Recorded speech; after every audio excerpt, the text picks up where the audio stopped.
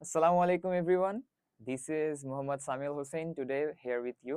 আজকে আমি banking and insurance যে পার্টটা আছে ফাইন্যান্স সেকেন্ড পেপারে সেই পার্টটা নিয়ে তোমাদের কাছে এসেছি।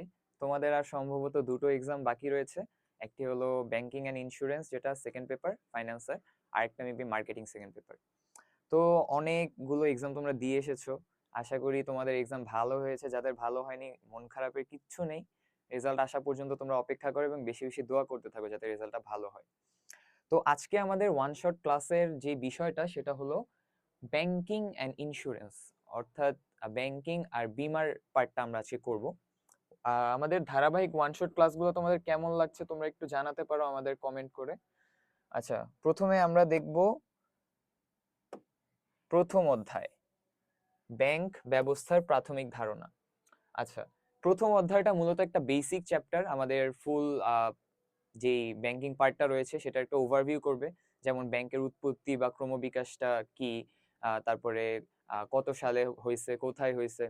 দেন আরো আছে যে যেমন আমাদের ব্যাসেল টু, তারপরে ব্যাংক কি, ব্যাংকিং কি, এই এই টাইপের জিনিস, বেসিক জিনিসগুলো আর কি আমরা এই অধ্যায়ে আলোচনা করব। তো চলো আমরা দেখি প্রথমেই আছে আমাদের কি উৎপত্তি ও ক্রমবিকাশ। এখানে আছে খ্রিস্টপূর্ব 5000 অব্দে সিন্ধু সভ্যতার সময় গ্রিস, রোম, মিশরের প্রচলন অনুমান করা যায়। ব্যাবিলনীয় সভ্যতাতে উপাসনায় এই ব্যাংক ব্যবস্থার সৃষ্টি হয়েছিল খ্রিস্টপূর্ব 2000 অব্দে। আচ্ছা, এখানে কিছু ইনফরমেশন রয়েছে যেগুলো তোমাদের এমসিকিউ এর জন্য বলবো না অতটা ইম্পর্টেন্ট। তারপরে তোমরা একবার চোখ বুলায় যেতে পারো, আমি স্লাইডটা প্রোভাইড করে দিব তোমাদের। এগুলো তোমাদের বইয়ে আছে। তোমাদের এই জিনিসগুলো তো ইয়া করে পড়তে হবে না বেশি। এই জিনিসগুলো তোমাদের অত হ্যাসেল নিয়ে পড়তে হবে না, এগুলো জাস্ট এমসিকিউ এর জন্য একবার দেখে রাখবা। আচ্ছা, পরে দেখি কি নিয়ন্ত্রণ। আচ্ছা, ব্যাংক যেই ব্যবস্থাটা রয়েছে সেটা নিয়ন্ত্রণটা আসলে করে কে? অবভিয়াসলি এটা আমরা জানি যে ব্যাংক ব্যবস্থা নিয়ন্ত্রণটা করে থাকে কেন্দ্রীয় ব্যাংক কোনো দেশের। যেমন বাংলাদেশের কেন্দ্রীয় ব্যাংক আমরা কি জানি? বাংলাদেশ ব্যাংক। অর্থাৎ মুদ্রার প্রচলন থেকে শুরু করে ঋণ নিয়ন্ত্রণ থেকে শুরু করে সকল কিছুই নিয়ন্ত্রণ করে থাকে কি? বাংলাদেশ ব্যাংক। ব্যবসা নিয়ন্ত্রণের একমাত্র অধিকার কেন্দ্রীয় ব্যাংকের, অর্থাৎ আর কোনো ব্যাংকের এই অধিকারটা নেই। পরে হলো ব্যাংক কি, ব্যাংকের কাজ কি? আমরা তো প্রতিনিয়ত অনেকে হয়তো যাই না, বাট কোনো না কোনো সময় তো গিয়েছি। আমরা কি দেখেছি ব্যাংকে কি হয়? যে কেউ একজন এসে লোন দিচ্ছে বা কেউ একজন এসে আমানত দিচ্ছে, আবার ব্যাংক কাউকে লোন দিচ্ছে, এই এই জিনিসগুলো তো চলতে থাকে। আর আমানত গ্রহণ আর ঋণ আমানত সৃষ্টি এই কাজটা ব্যাংক করে থাকে। যে ব্যাংক হলো এমন একটা আর্থিক প্রতিষ্ঠান যা আমানত সংগ্রহ করে, ঋণ দেয় এবং বিভিন্ন ব্যাংকিং কার্যক্রম পরিচালনা করে। পরে কি ব্যাংকিং কি? ব্যাংকের যে সকল কার্যক্রমকেই মূলত ব্যাংকিং বলা হয়ে থাকে। আমানত থেকে ঋণ গ্রহণ থেকে শুরু করে সকল কিছুকে আমরা ব্যাংকিং বলে সম্বোধন করব। আচ্ছা, পরবর্তীতে রয়েছে ব্যাসেল টু। আচ্ছা, ব্যাসেল টুটা কি? বাণিজ্যিক ব্যাংকের ঝুঁকিভিত্তিক মূলধন কাঠামো নির্ধারণে। অর্থাৎ আহ, এই যে এখানে রয়েছে দেখো, ন্যূনতম মূলধন পর্যাপ্ততা নিশ্চিতকরণ। অর্থাৎ একটা ব্যাংকের অভ্যন্তরে ন্যূনতম মূলধনটা মজুদ রয়েছে কিনা, যার যেটার ফলশ্রুতিতে যাতে আমরা যারা আমানতকারী আছে তাদের যাতে পরবর্তীতে আমাদের যে টাকাটা রেখেছিলাম সেটা যাতে ব্যাক পেতে হ্যাসেল না ফেস করতে হয়। এই কারণে যেটা রয়েছে ন্যূনতম মূলধন পর্যাপ্ততা নিশ্চিতকরণ, তদারকি পর্যালোচনা, বাজার শৃঙ্খলা বজায় রাখা ব্যাসেল টু এ প্রয়োগ করা হয়। ব্যাংকের মূলধন যাতে অপর্যাপ্ত ও ঝুঁকিপূর্ণ না হয় এবং গ্রাহকদের যেন ঝামেলায় পড়তে না হয়। অর্থাৎ ব্যাংকের যেই ওদের যেই অ্যাসেটটা রয়েছে ওদের ব্যাংকের ভিতরে, সেটা যাতে অনেক বেশি কমে না যায়, সেই জিনিসটার জন্য কি প্রয়োগ করা হয়? Basel two. আচ্ছা, এটা আমরা বুঝলাম। গার্নিশি অর্ডার, গার্নিশি অর্ডারটা কি? আমরা আদালত যখন দেখতে পারে যে কোনো একটা ব্যক্তি ব্যাংকের মাধ্যমে অনৈতিক লেনদেন করতেছে, তখন তখন আদালত চাইলে সেই ব্যাংক যে অ্যাকাউন্টটা রয়েছে সেটা সিজ করে দিতে পারে বা বন্ধ করে দিতে পারে। এই যে ব্যাংক যে অর্ডারটা দেয় সেটা হলো গার্নিশি অর্ডার। আদালত কর্তৃক ব্যাংকের উপর গ্রাহকের হিসাব বন্ধের নির্দেশকে গার্নিশি আদেশ বলে। পাওনাদারের পাওনা অর্থ আদায়ের উদ্দেশ্যে ব্যাংকের উপর এরূপ আদেশ জারি করা হয়। ঋণদাতার স্বার্থ রক্ষায় আদালত গার্নিশি আদেশ জারি করে গ্রাহকের ব্যাংক হিসাব স্থগিত করে। এই যে গ্রাহকের ব্যাংক হিসাব স্থগিত করে। আচ্ছা, পরবর্তীতে আমরা কি দেখব? ব্যাংকের শ্রেণী বিভাগ। আচ্ছা, কালারটা একটু চেঞ্জ করি আমি। আচ্ছা, ওকে। ব্যাংকের শ্রেণী বিভাগ, ব্যাংকের শ্রেণী বিভাগটা কিভাবে দেখবো আমরা? এই যে একে রয়েছে কার্যাবলী বা কাজের ধরনের ভিত্তিতে, সংগঠন কাঠামোর ভিত্তিতে, মালিকানার ভিত্তিতে এবং তালিকাভুক্তির ভিত্তিতে। আচ্ছা, কার্যাবলীর শ্রেণী বিভাগ। কেন্দ্রীয় ব্যাংক, জনকল্যাণের উদ্দেশ্যে কেন্দ্রীয় ব্যাংক কি কি টাইপ কাজ করে থাকে? আমরা আগেও পড়েছি বা আগেও বলেছি যে কেন্দ্রীয় ব্যাংকের মূল কাজটাই হলো পুরো একটা দেশের ব্যাংক ব্যবস্থাটা নিয়ন্ত্রণ করা। জনকল্যাণের উদ্দেশ্যে সরকারের নিয়ন্ত্রণে পরিচালিত ব্যাংক, ঋণ নিয়ন্ত্রণ, মুদ্রা বাজারের অভিভাবক, সকল ব্যাংকের ব্যাংকার, অর্থাৎ কেন্দ্রীয় ব্যাংককে এই সমস্ত নামেও ডাকা যায়: মুদ্রা বাজারের অভিভাবক, সকল ব্যাংকের ব্যাংকার এবং ঋণ নিয়ন্ত্রণ। বাণিজ্যিক ব্যাংক, বাংলাদেশে যে সমস্ত ব্যাংক মানে ব্যাংকিং কার্যক্রম পরিচালনা করে থাকে সেই সমস্ত ব্যাংকই হলো বাণিজ্যিক ব্যাংক। মুনাফা অর্জনের উদ্দেশ্যে প্রতিষ্ঠিত ও পরিচালিত ব্যাংকই হলো বাণিজ্যিক ব্যাংক। জনগণকে ঋণ দান করা, আচ্ছা, ব্যাংকিং কার্যক্রম পরিচালনা যেসব ব্যাংক করে থাকে সেগুলোই হলো বাণিজ্যিক ব্যাংক। ঋণ দান করা, বাজারে মূলধন সরবরাহ করা এই ব্যাংকের কাজ। বিশেষ ব্যাংক, বিশেষ খাতকে এগিয়ে নিয়ে যাওয়ার জন্য, অর্থাৎ ধরো সরকার দেখতেছে যে কৃষিতে বাংলাদেশ পিছিয়ে যাচ্ছে, তখন সরকার কি করবে? সেই কৃষি খাতকে আরো বেশি ফোকাসে রেখে কৃষি খাতে আমাদের আরো বেশি অর্থ বিনিয়োগ করবে সরকার। তো এই কাজটা করে থাকে বিশেষ ব্যাংক।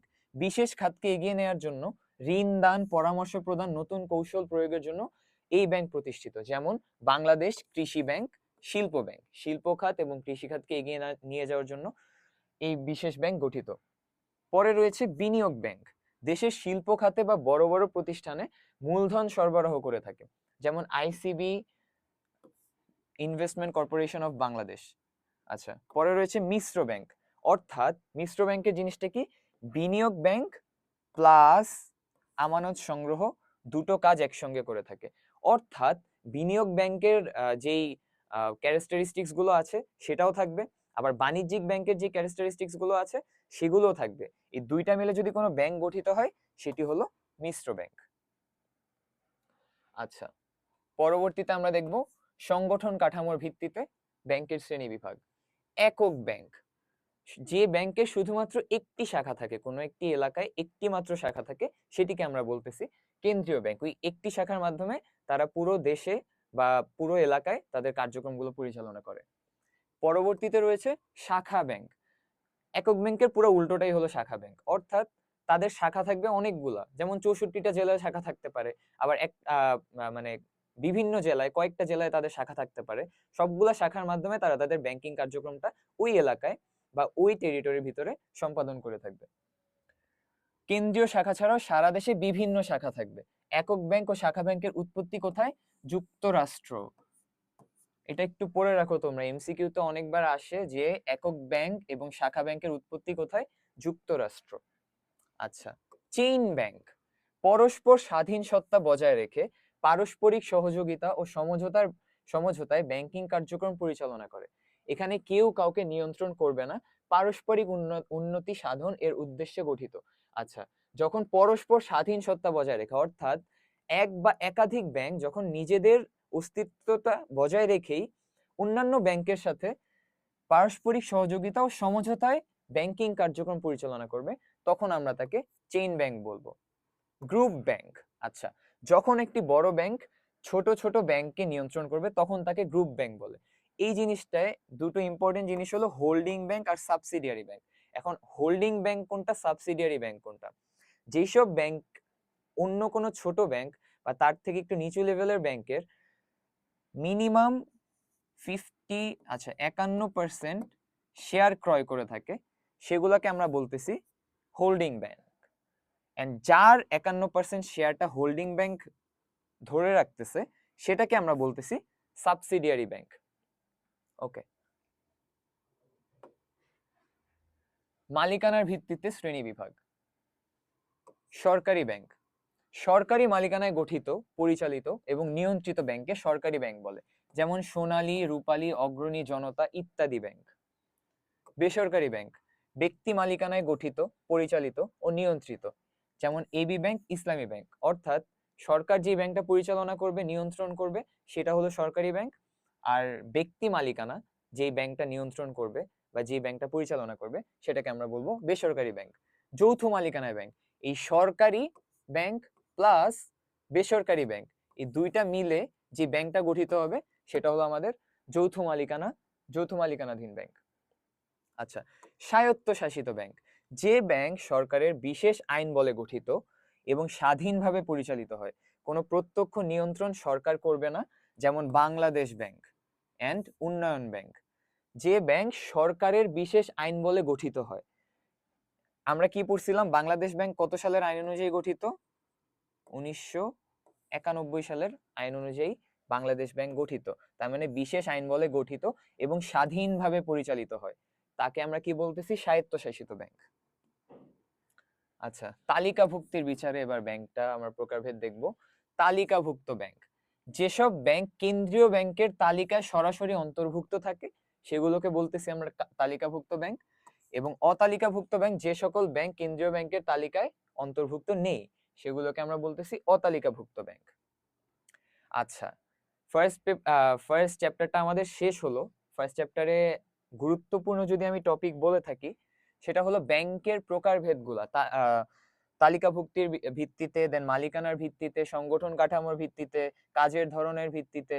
এই যে চারটা তোমাদের প্রকারভেদ আছে ব্যাংকের, এইখান থেকে ফার্স্ট চ্যাপ্টার থেকে এখান থেকে কোশ্চেন গুলো এসে থাকে। তো তোমরা এগুলো দেখে নিবা এন্ড কোনটার আন্ডারে কি আছে, যেমন সংগঠন কাঠামোর আন্ডারে একক ব্যাংক, শাখা ব্যাংক, চেইন ব্যাংক। যেমন তোমাদের কোশ্চেন করতে পারে যে এই ব্যাংকটি সংগঠন কাঠামোর আন্ডারে বা সংগঠন কাঠামোর ভিতরে কি ধরনের ব্যাংক, তখন তোমরা উত্তর দিবা শাখা ব্যাংক, চেইন ব্যাংক। আবার বলবে মালিকানার ভিত্তিতে কোন ধরনের ব্যাংক। মানে উদ্দীপকটা দেখে কিন্তু তোমরা কনফিউজ হয়ে যেতে পারো যে এটা তো একক ব্যাংকও হচ্ছে, আবার এটা তো বেসরকারি ব্যাংকও হচ্ছে। কিন্তু তোমাকে কোশ্চেনে খেয়াল করতে হবে যে আমাদের কি এটা মালিকানার ভিত্তিতে বলতেছে নাকি সংগঠন কাঠামোর ভিত্তিতে বলতেছে, এই জিনিসটা আমাদের খেয়াল রাখতে হবে। বেশি দাগাদাগি করে ফেলতেছি মনে হয়। আচ্ছা, পরবর্তীতে আমরা কি দেখব? দ্বিতীয় চ্যাপ্টার কি? কেন্দ্রীয় ব্যাংক। কেন্দ্রীয় ব্যাংক সম্পর্কে আমরা আগেও জেনে এসেছি। কেন্দ্রীয় ব্যাংক কি? জনগণের কল্যাণের উদ্দেশ্যে সরকারের নিয়ন্ত্রণে পরিচালিত একক ব্যাংক। কেন্দ্রীয় ব্যাংকের উদ্দেশ্য কি? মুদ্রার প্রচলন করে থাকে, বাজারে ঋণ নিয়ন্ত্রণের একক দায়িত্ব থাকে, শক্তিশালী এবং শৃঙ্খলাপূর্ণ অর্থ ব্যবস্থা গড়া, ব্যাংক ব্যবসায়ের সুষ্ঠু নিয়ন্ত্রণ, সরকারের ব্যাংক হিসেবে কাজ করা, সকল ব্যাংকের ব্যাংকার হিসেবে দায়িত্ব পালন করা, মুদ্রার বিনিময় হার নির্ণয় করা, সরকারকে উপদেশ প্রদান করা ইত্যাদি কাজ কেন্দ্রীয় ব্যাংকের উদ্দেশ্য। আমরা এখন সবগুলো একটা একটা করে দেখব। কেন্দ্রীয় ব্যাংকের উদ্দেশ্য, সাধারণ কার্যাবলীর ভিতরে কি কি রয়েছে? নোট ইস্যু করে কেন্দ্রীয় ব্যাংক, আমরা যে টাকাগুলো ব্যবহার করি সেগুলো ইস্যু করে। মুদ্রার মান সংরক্ষণ করে, স্বর্ণমান সংরক্ষণ করে, আমরা গোল্ড রিজার্ভ রাখতে দেখেছি কেন্দ্রীয় ব্যাংককে। মুদ্রা বাজার পরিচালনা করে, মুদ্রা বাজার বলতে মানি মার্কেট, যেটা কি বলে, শেয়ার না, মানে টাকার যে মার্কেট মুদ্রা বাজার আছে সেটা পরিচালনা করে। ঋণ নিয়ন্ত্রণ করে থাকে, বৈদেশিক বিনিময় নিয়ন্ত্রণ, অর্থাৎ ফরেন যে কারেন্সি গুলো আছে সেগুলো তারা নিয়ন্ত্রণ করে থাকে। সরকারের ব্যাংকার হিসেবে কার্যাবলী, সরকারের তহবিল ও সম্পদ সংরক্ষণ, অর্থ গ্রহণ ও স্থানান্তর, সরকারের প্রয়োজনে ঋণ দান ও তত্ত্বাবধান, বৈদেশিক মুদ্রা ও বিনিময় নিয়ন্ত্রণ, সরকারের উপদেষ্টা ও প্রতিনিধি। আচ্ছা, অন্যান্য ব্যাংকের কার্যাবলী, অর্থাৎ কেন্দ্রীয় ব্যাংকের আন্ডারে বা অন্যান্য যেসব ব্যাংক আছে সেসব ব্যাংক হিসেবে অন্যান্য ব্যাংকের ব্যাংকার হিসেবে কার্যাবলী, ব্যাংকগুলো তালিকাভুক্তকরণ, অর্থাৎ যেসব ব্যাংক এখনো তালিকাভুক্ত হয়নি কেন্দ্রীয় ব্যাংকের আন্ডারে সেগুলোকে তালিকাভুক্ত করা কেন্দ্রীয় ব্যাংকের একটি উদ্দেশ্য। ঋণের শেষ আশ্রয়স্থল, অর্থাৎ কোনো ব্যাংক যখন অন্য কোনো ব্যাংকের কাছ থেকে ঋণ নিতে পারে না তখন শেষ আশ্রয়স্থল হিসেবে তারা কার কাছে যায়? কেন্দ্রীয় ব্যাংকের কাছে যায়। নিকাশ ঘর হিসেবে কাজ করে, কেন্দ্রীয় ব্যাংক কি করে? নিকাশ ঘর হিসেবে কাজ করে। এটা নিয়ে আমরা পরবর্তীতে পড়বো যে দুটো ব্যাংকের মধ্যে যে ব্যাংকিং লেনদেনগুলো আছে সেটা কেন্দ্রীয় ব্যাংক নিয়ন্ত্রণ করে থাকে। হিসাব নিরীক্ষণ ও নিয়ন্ত্রণ করে, ঋণ তদারকি করে। আচ্ছা, বিভিন্ন প্রকার উন্নয়ন কার্যাবলী, ব্যাংক খাতের উন্নয়ন, পুরো একটা দেশের ব্যাংক ব্যবস্থার যে নিয়ন্ত্রক কেন্দ্রীয় ব্যাংক, ব্যাংক খাতের উন্নয়নের চেষ্টা করে। উৎপাদন খাতের উন্নয়ন, অর্থাৎ আমরা যেটা দেখলাম বিনিয়োগ ব্যাংক বা অন্যান্য বিশেষ ব্যাংকের মাধ্যমে কেন্দ্রীয় ব্যাংক উৎপাদন খাতের উন্নয়ন করে থাকে। বৈদেশিক খাতের উন্নয়ন, ফরেন কারেন্সি ডেভেলপ বা তাদের যে মুদ্রার মানটা আছে সেটা সংরক্ষণের মাধ্যমে বৈদেশিক খাতের উন্নয়ন করে। অর্থনৈতিক পরিকল্পনা প্রণয়নে সহায়তা, কর্মসংস্থানের সুযোগ সৃষ্টি। আচ্ছা, ঋণ নিয়ন্ত্রণ পদ্ধতি তোমাদের এক্সামের জন্য সবচেয়ে ইম্পর্টেন্ট টপিক এই চ্যাপ্টারের, সেটা হলো ঋণ নিয়ন্ত্রণ পদ্ধতি। আচ্ছা চলো এবার আমরা দেখি পরিমাণ বা সংখ্যাত্মক নিয়ন্ত্রণ পদ্ধতি কি কি আছে। ব্যাংক হার, জমার হার পরিবর্তন, খোলা বাজার নীতি। আর নির্বাচনমূলকের মধ্যে কি কি রয়েছে? ঋণের বরাদ্দকরণ, প্রত্যক্ষ ব্যবস্থা, নৈতিক প্ররোচনা এবং ভোগ্য পণ্যের ঋণ নিয়ন্ত্রণ। চলো আমরা এবার এটা দেখি, অনেক ইম্পর্টেন্ট, তোমরা বুঝার চেষ্টা করো। ফার্স্টে কি রয়েছে? পরিমাণগত বা সংখ্যাত্মক প্রকারভেদ যেটা আছে। ব্যাংক হার নীতি, ব্যাংক হার বাড়িয়ে কমিয়ে কেন্দ্রীয় ব্যাংকের ঋণ নিয়ন্ত্রণ পদ্ধতি।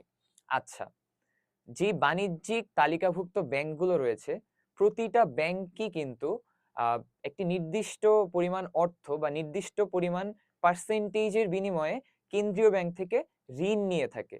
সেই নির্দিষ্ট পার্সেন্টেজটাই হলো ব্যাংক হার। অর্থাৎ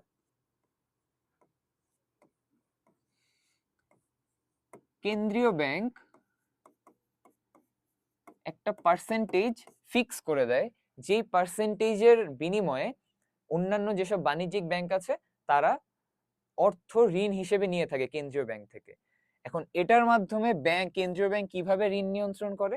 যদি ব্যাংক হার বাড়িয়ে দেয়, অর্থাৎ ঋণের যেই সুদটা আছে সেটা যদি কেন্দ্রীয় ব্যাংক বাড়িয়ে দেয়, তখন বেশি পরিমাণ অর্থ বাণিজ্যিক ব্যাংকগুলো থেকে কেন্দ্রীয় ব্যাংকের কাছে চলে যাচ্ছে, যার ফলে বাণিজ্যিক ব্যাংকগুলো কিন্তু আমাদের মতো যারা ঋণ গ্রহণকারী আছে বা সাধারণ মানুষজন আছে তাদেরকে কম টাকা ঋণ দিতে পারতেছে। অর্থাৎ কেন্দ্রীয় ব্যাংক যখন ঋণের হার বাড়ায় দিবে তখন বাজারে টাকার পরিমাণ কমে আসবে। কিভাবে? কারণ বাণিজ্যিক ব্যাংকগুলো বেশি পরিমাণ অর্থ কেন্দ্রীয় ব্যাংকে দিয়ে দিচ্ছে। আবার উল্টাটা হবে যদি কেন্দ্রীয় ব্যাংক ব্যাংকের হারটা কমিয়ে দেয়। কমিয়ে দেওয়ার ফলে কি হবে? কম পরিমাণ অর্থের বিনিময়ে মানে সুদের বিনিময়ে বাণিজ্যিক ব্যাংকগুলো কেন্দ্রীয় ব্যাংক থেকে অর্থ ঋণ হিসেবে নিতে পারবে। যদি কম টাকার বিনিময়ে নেয় তাহলে বাজারে মুদ্রার পরিমাণ বেশি থাকবে। এভাবে ব্যাংক হার নিয়ন্ত্রণের মাধ্যমে কেন্দ্রীয় ব্যাংক বাজারে মুদ্রার মানটা স্থিতিশীল রাখে। পরবর্তীতে রয়েছে খোলা বাজার নীতি। আচ্ছা, খোলা বাজার নীতিটা কি? কেন্দ্রীয় ব্যাংক খোলা বাজারে বিভিন্ন ধরনের বন্ড, সিকিউরিটি, শেয়ার ইত্যাদি কেনাবেচার মাধ্যমে বাণিজ্যিক ব্যাংকে ঋণ দেওয়ার সামর্থ্য নিয়ন্ত্রণ করে। যখন বাণিজ্যিক ব্যাংকগুলো প্রচুর অর্থ থাকে তখন কেন্দ্রীয় ব্যাংক সিকিউরিটি বিক্রয় করে। অর্থাৎ যখন ইনফ্লেশন বা যখন মুদ্রাস্ফীতি দেখা দেয় তখন কি হয়? আমাদের হাতে অনেক টাকা থাকে না, আবার ব্যাংকগুলোর কাছেও অনেক বেশি পরিমাণ অর্থ থাকে। তখন কেন্দ্রীয় ব্যাংক কি করে?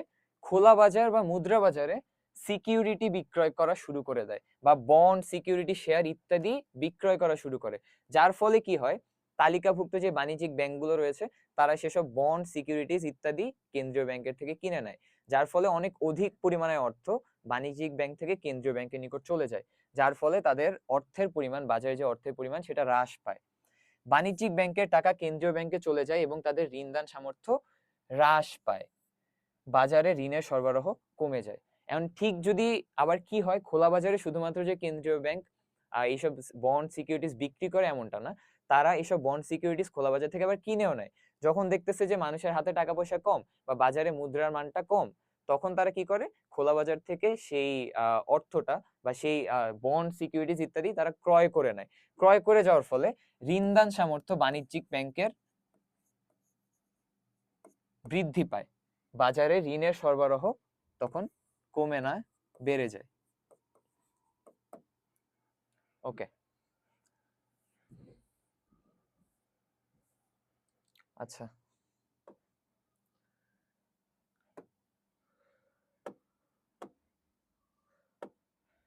আচ্ছা পরবর্তীতে রয়েছে জমার হার পরিবর্তন নীতি।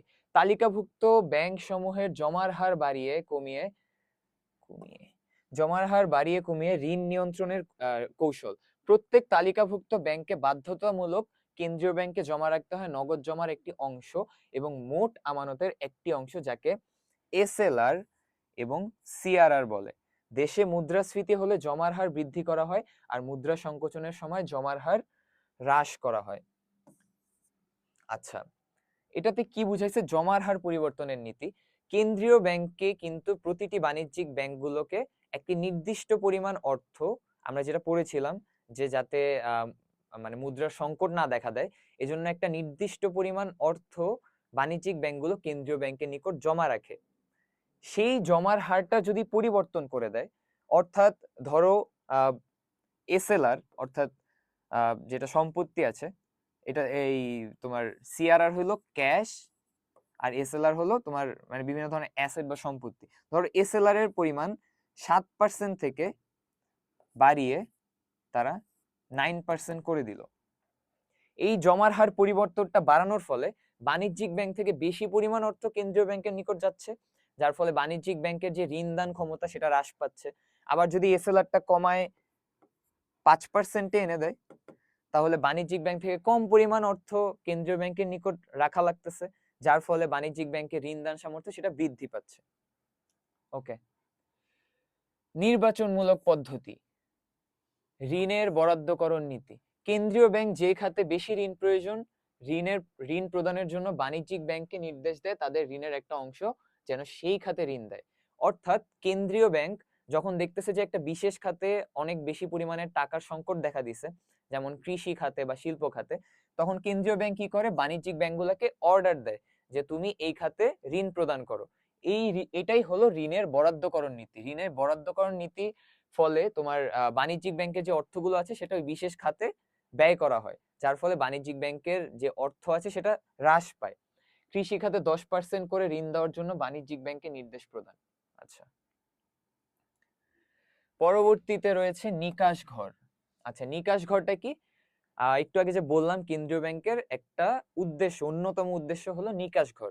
নিকাশ ঘরটা কি? তোমার বাণিজ্যিক ব্যাংকের অভ্যন্তরীণ বা আন্তঃ ব্যাংকিং যে লেনদেনগুলো আছে সেগুলো অনেক সময় মানে ধরো যে মানে এক ব্যাংকের টাকা আরেক ব্যাংকের আচ্ছা, নিকাশ ঘরটা কি? আমরা একটু আগে দেখলাম যে কেন্দ্রীয় ব্যাংকের একটি অন্যতম উদ্দেশ্য। এখন নিকাশ ঘরটা কি? নিকাশ ঘর হলো আন্তঃব্যাংকিং দেনা পাওনার নিষ্পত্তি মূল। এক ব্যাংকের চেক অন্য ব্যাংকে জমা হবার কারণেই এই নিকাশ ঘরের প্রয়োজন হয়। প্রতি কার্য দিবসে নিকাশ ঘরের মাধ্যমে আন্তঃব্যাংকিং দেনা পাওনা নিষ্পত্তি করেন কেন্দ্রীয় ব্যাংক, অর্থাৎ নিকাশ ঘরটা পরিচালনা করে কেন্দ্রীয় ব্যাংক। এখন আন্তঃব্যাংকিং লেনদেন কি? ধরো এক ব্যাংকের চেক অন্য ব্যাংকে জমা হবার কারণে, অর্থাৎ ধরো আমার কাছে অগ্রণী ব্যাংকের চেক আছে কিন্তু আমার আশেপাশে অগ্রণী ব্যাংকের কোনো শাখা নেই। এখন আমি সোনালী ব্যাংকের কাছে যাব, ওই অগ্রণী ব্যাংকের চেকটা নিয়ে তাদের কাছে জমা দিব এবং বলবো যে এটা অগ্রণী ব্যাংকের চেক, আমাকে এই অগ্রণী ব্যাংকের চেক নিয়ে আমাকে এই অর্থটা প্রদান করেন। তখন এই যে আন্তঃব্যাংকিং, অর্থাৎ আমার চেক গেছে অন্য ব্যাংকে কিন্তু আমার মানে আমি অর্থ নিতেছি আরেক ব্যাংক থেকে, এই যে আন্তঃব্যাংকিং যেই দেনা পাওনা নিষ্পত্তিটা আছে সেটা একটা নির্দিষ্ট এই যে প্রতি কার্য দিবসে একটি নির্দিষ্ট সময়ে কেন্দ্রীয় ব্যাংক এই আন্তঃব্যাংকিং লেনদেনগুলোর নিষ্পত্তি করে থাকে।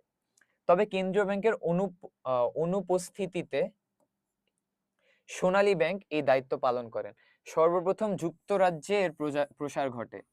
এই যে মনে রাখো, কোথায়? যুক্তরাজ্যে। এর আগে আমরা কি পড়ছি? একক ব্যাংক আর শাখা ব্যাংকের উৎপত্তি কোথায়? যুক্তরাষ্ট্রে। আর নিকাশ ঘরের প্রসার ঘটে কোথায়? যুক্তরাজ্যে। ওকে, আচ্ছা, পরবর্তীতে আমাদের যে চ্যাপ্টারটা রয়েছে সেটা হলো ব্যাংক হিসাব, অর্থাৎ ব্যাংক হিসাব কিভাবে খুলে, কত প্রকার ব্যাংক হিসাব রয়েছে, এই সমস্ত জিনিসপাতি আমরা শিখব। আচ্ছা, ব্যাংক হিসাব।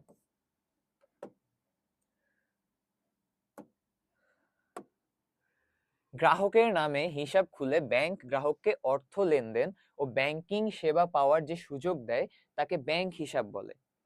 আচ্ছা, ব্যাংক হিসাব হলো গ্রাহকের সাথে সম্পর্ক রক্ষা, গ্রাহকের সাথে ব্যাংকের সম্পর্ক ও আর্থিক লেনদেনের প্রধান মাধ্যম। অর্থাৎ আমি যদি ব্যাংকে অ্যাকাউন্টই না খুলি বা ব্যাংক হিসাবই না খুলি তাহলে কিন্তু আমার ব্যাংকের সাথে ইন্টারেকশনটা হচ্ছে না। এজন্য বলছে আর্থিক লেনদেনের প্রধান মাধ্যম কি? ব্যাংক হিসাব। এই হিসাব না খুলে কোনো আর্থিক লেনদেন বা ব্যাংকিং সুবিধা অসম্ভব। অর্থাৎ আমি যদি ব্যাংক হিসাব নাই খুলি তাহলে আমি ব্যাংকের যে যাবতীয় সুবিধাগুলো আছে সেগুলো পাবো না। ফার্স্টেই হলো নমুনা স্বাক্ষর কার্ড। অর্থাৎ আমি যখন ব্যাংকে একটা হিসাব খুলতে যাব, তারা আমাকে এরকম একটা বক্স দিবে, বক্স দিয়ে বলবে প্রতিটা বক্সে তোমার সিগনেচার দাও, অর্থাৎ তোমার নমুনা স্বাক্ষরটা দাও। চেকের স্বাক্ষর যথার্থ কিনা তা মিলিয়ে দেখার জন্য ব্যাংক যে কার্ড সংরক্ষণ করে তাকে নমুনা স্বাক্ষর কার্ড বলে। চেকের স্বাক্ষরের সাথে কার্ডের স্বাক্ষরের গরমিল হলে ব্যাংক চেকটি ফেরত দেয়। অর্থাৎ আমি একটা চেক নিয়ে ব্যাংককে দিলাম, চেকে আমি একটা সাইন করলাম, এখন এই সাইনটার সাথে আমি ব্যাংক অ্যাকাউন্ট খোলার সময় যে নমুনা স্বাক্ষর কার্ডে সাইন করছিলাম ওটা তারা মিলায় দেখবে যে এটা ওটার সাথে মিলতেছে কিনা। যদি মিলে যায় তাহলে আমরা তারা আমাকে চেকের অর্থটা দিবে, আর যদি না মিলে তাহলে অবশ্যই এটাতে গরমিল আছে। আচ্ছা, হিসাবের গোপনীয়তা। সঞ্চয়ী হিসাবে সঞ্চিত আমানত ব্যাংক আমানতকারীকে ছাড়া কাউকে প্রকাশ করে না। অর্থাৎ সঞ্চয়ী হিসাবে সঞ্চিত আমানত, সঞ্চয়ী হিসাব যদি তুমি খুলো সেই হিসাবের তোমার যেই লেনদেন বা তোমার যেই ব্যাংকিং আমানতটা রয়েছে এটা তুমি ছাড়া আর কেউ জানবে না। এটা হলো হিসাবের গোপনীয়তা রক্ষা। আচ্ছা, এইখান থেকে তোমাদের এই চ্যাপ্টার থেকে কোশ্চেন আসবে,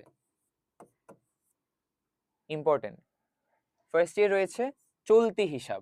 যে হিসাবে যতবার খুশি টাকা বা অর্থ জমা ও উত্তোলন করা যায় তবে কোনো সুদ পাওয়া যায় না, তাকে চলতি হিসাব বলে। কয়টা জিনিস দেখছি? তিনটা। যতবার খুশি ততবার অর্থ জমা, উত্তোলন এবং কোনো সুদ পাওয়া যায় না, তাকে চলতি হিসাব বলে। তবে সুদ পাওয়া না গেলেও বিভিন্ন ব্যাংকিং সেবা ও জমাতিরিক্ত উত্তোলন করা যায়। সাধারণত ব্যবসায়ীদের জন্য এই চলতি হিসাব উপযোগী। কেন? কারণ তাদের ডেইলি অনেক ধরনের এক্সপেন্স, অনেক ধরনের খরচাবলী, অনেক ধরনের লেনদেন তাদের করতে হয় ব্যবসায়ীদের। এই জন্য ব্যবসায়ীদের জন্য চলতি হিসাব ইম্পর্টেন্ট। আচ্ছা, পরবর্তীতে হলো সঞ্চয় হিসাব। নগদ অর্থ হাতে না রেখে সঞ্চয় করার উদ্দেশ্যে যে হিসাব খোলা হয় তাকে সঞ্চয় হিসাব বলে। অর্থাৎ আমার কাছে কিছু টাকা আছে, এখন এই টাকাটা আমি খরচও করতেছি না বা আমি কিছুই করতেছি না, তখন আমি কি করবো? একটা সঞ্চয় হিসাব খুলে সেই সঞ্চয় হিসাবে সেই অর্থগুলো রেখে দিব। সপ্তাহে এখন যতবার খুশি অর্থ জমাদান ও উত্তোলন করা যায়। স্বল্প হারে সুদ পাওয়া যায়। ছাত্রছাত্রী চাকরিজীবীদের জন্য উপযোগী। কেন? আমরা অনেক সময় ওই যে বলে না টিফিনের টাকা জমায় এটা করব ওটা করব, আমরা ওই টাকাটা সঞ্চয় হিসেবে সঞ্চয় করতে পারি আমাদের ফিউচার অ্যাসেট হিসেবে। সেই জন্য বলছে ছাত্রছাত্রী চাকরিজীবীদের জন্য এটা উপযোগী। আচ্ছা, এখানে বলছে যে সপ্তাহে এখন যতবার খুশি জমাদান ও উত্তোলন করা যায়। অর্থাৎ অর্থাৎ আগে হয়তো রেস্ট্রিকশন ছিল, বাট এখন যতবার খুশি ততবার অর্থ জমা দিতে পারবা, আবার ততবার অর্থ উত্তোলনও করতে পারবা। পরবর্তীতে রয়েছে স্থায়ী হিসাব। নির্দিষ্ট সময়ের জন্য 3 মাস থেকে 5 বছর, নির্দিষ্ট সময়টা কত? 3 মাস থেকে 5 বছর যে হিসাব খোলা হয় তাকে বলে স্থায়ী হিসাব। এখানে মেয়াদের আগে অর্থ উত্তোলন করা যায় না। অর্থাৎ তোমাকে ওরা বলে দিবে যে এই নির্দিষ্ট মেয়াদের পূর্বে আপনি অর্থটা উত্তোলন করতে পারবেন না স্থায়ী হিসাবে। তবে এফডিআর জমা রেখে ঋণ নেওয়া যায়। পেনশন, লটারি বা বড় অঙ্কের টাকা সাধারণত এই স্থায়ী হিসেবে জমা রাখা হয়। আচ্ছা, তিনটা প্রকারভেদ তোমরা মনে রাখো, চলতি, সঞ্চয় এবং স্থায়ী। আচ্ছা, অন্যান্য হিসাব, ডিপিএস, ডিপোজিট পেনশন স্কিম হিসাব। প্রতি মাসে 500, 1000, 2000 করে জমা রেখে মেয়াদ শেষে সকল অর্থ সুদ আসলে উত্তোলন করা হয়। অর্থাৎ ডিপিএস এর বিষয়টা কি? তুমি প্রতি মাসে একটা নির্দিষ্ট পরিমাণ অর্থ ব্যাংকে জমা রাখবা এবং মেয়াদ শেষে ওই অর্থটা তুমি আবার সুদে এবং আসলে উত্তোলন করে নিবা। বর্তমানে জনপ্রিয় একটি হিসাব হলো ডিপিএস। আচ্ছা, বিশেষ চলতি হিসাব। আমরা চলতি হিসাব তো দেখলাম যে যতবার খুশি টাকা উত্তোলন করা যায়, আবার যতবার খুশি টাকা জমাদান করা যায় এবং এটার বিপরীতে কোনো সুদও আমরা পেয়ে থাকি না। কিন্তু বিশেষ চলতি হিসাবে জিনিসটা কি? আমরা চলতি হিসাবে সুদ না দিলেও বিশেষ চলতি হিসাবে স্বল্প হারে সুদ পাওয়া যায়। অর্থাৎ চলতি হিসাবে শুধু সাধারণ চলতি হিসাবে দেখেছিলাম যে সুদ পাওয়া যায় না কোনো প্রকার, বাট বিশেষ চলতি হিসাবে আমরা সুদটা পাচ্ছি কিন্তু স্বল্প হারে। তবে শর্ত আছে, নির্দিষ্ট সময়ের মধ্যে অর্থ তোলা হবে না এরূপ নিশ্চয়তা দিতে হয়। এটা হলো শর্ত বিশেষ চলতি হিসাবের। আচ্ছা, স্কুল সঞ্চয় হিসাব। স্কুলের ছাত্রছাত্রীদের সঞ্চয় প্রবণতা সৃষ্টির জন্য এই হিসাব খোলা হয়। আচ্ছা, সঞ্চয় হিসাবের এটা এক ধরনের প্রকারভেদ। বৈদেশিক মুদ্রা হিসাব, যারা বিদেশ থেকে অর্থ দেশে প্রেরণ করতে চায় তাদের জন্য। আচ্ছা, কেওয়াইসি ফর্ম, এটা ইম্পর্টেন্ট ধরো তোমার খ নাম্বারের জন্য। খ, what is KYC form? KYC form হলো নো ইওর কাস্টমার। অর্থাৎ আমরা যখন একটা ব্যাংকে ব্যাংক হিসাবটা খুলতে যাব, সবার প্রথমেই তারা আমাদেরকে যে ফর্মটা দিবে, অর্থাৎ তোমার নাম, ঠিকানা বা আমার যত পার্সোনাল ডিটেইলস আছে সবগুলো তারা জানতে চাবে। সেই জিনিসটাই হলো নো ইওর কাস্টমার ফর্ম বা কেওয়াইসি ফর্ম। জালিয়াতি ও অবৈধ অর্থ রোধে গ্রাহকের বিভিন্ন তথ্য সম্বলিত যে ফর্ম বাধ্যতামূলকভাবে পূরণ করতে হয় তাকে কেওয়াইসি ফর্ম বলে, অর্থাৎ এটা পূরণ করা বাধ্যতামূলক। মানি লন্ডারিং আইন অনুযায়ী কেওয়াইসি ফর্ম পূরণ বাধ্যতামূলক। ব্যাংক পাসবই, সঞ্চয় হিসেবে গ্রাহককে তার লেনদেন সংক্রান্ত তথ্য সংরক্ষণের জন্য যে ফর্ম দেওয়া হয় তাকেই বলে ব্যাংক পাসবই।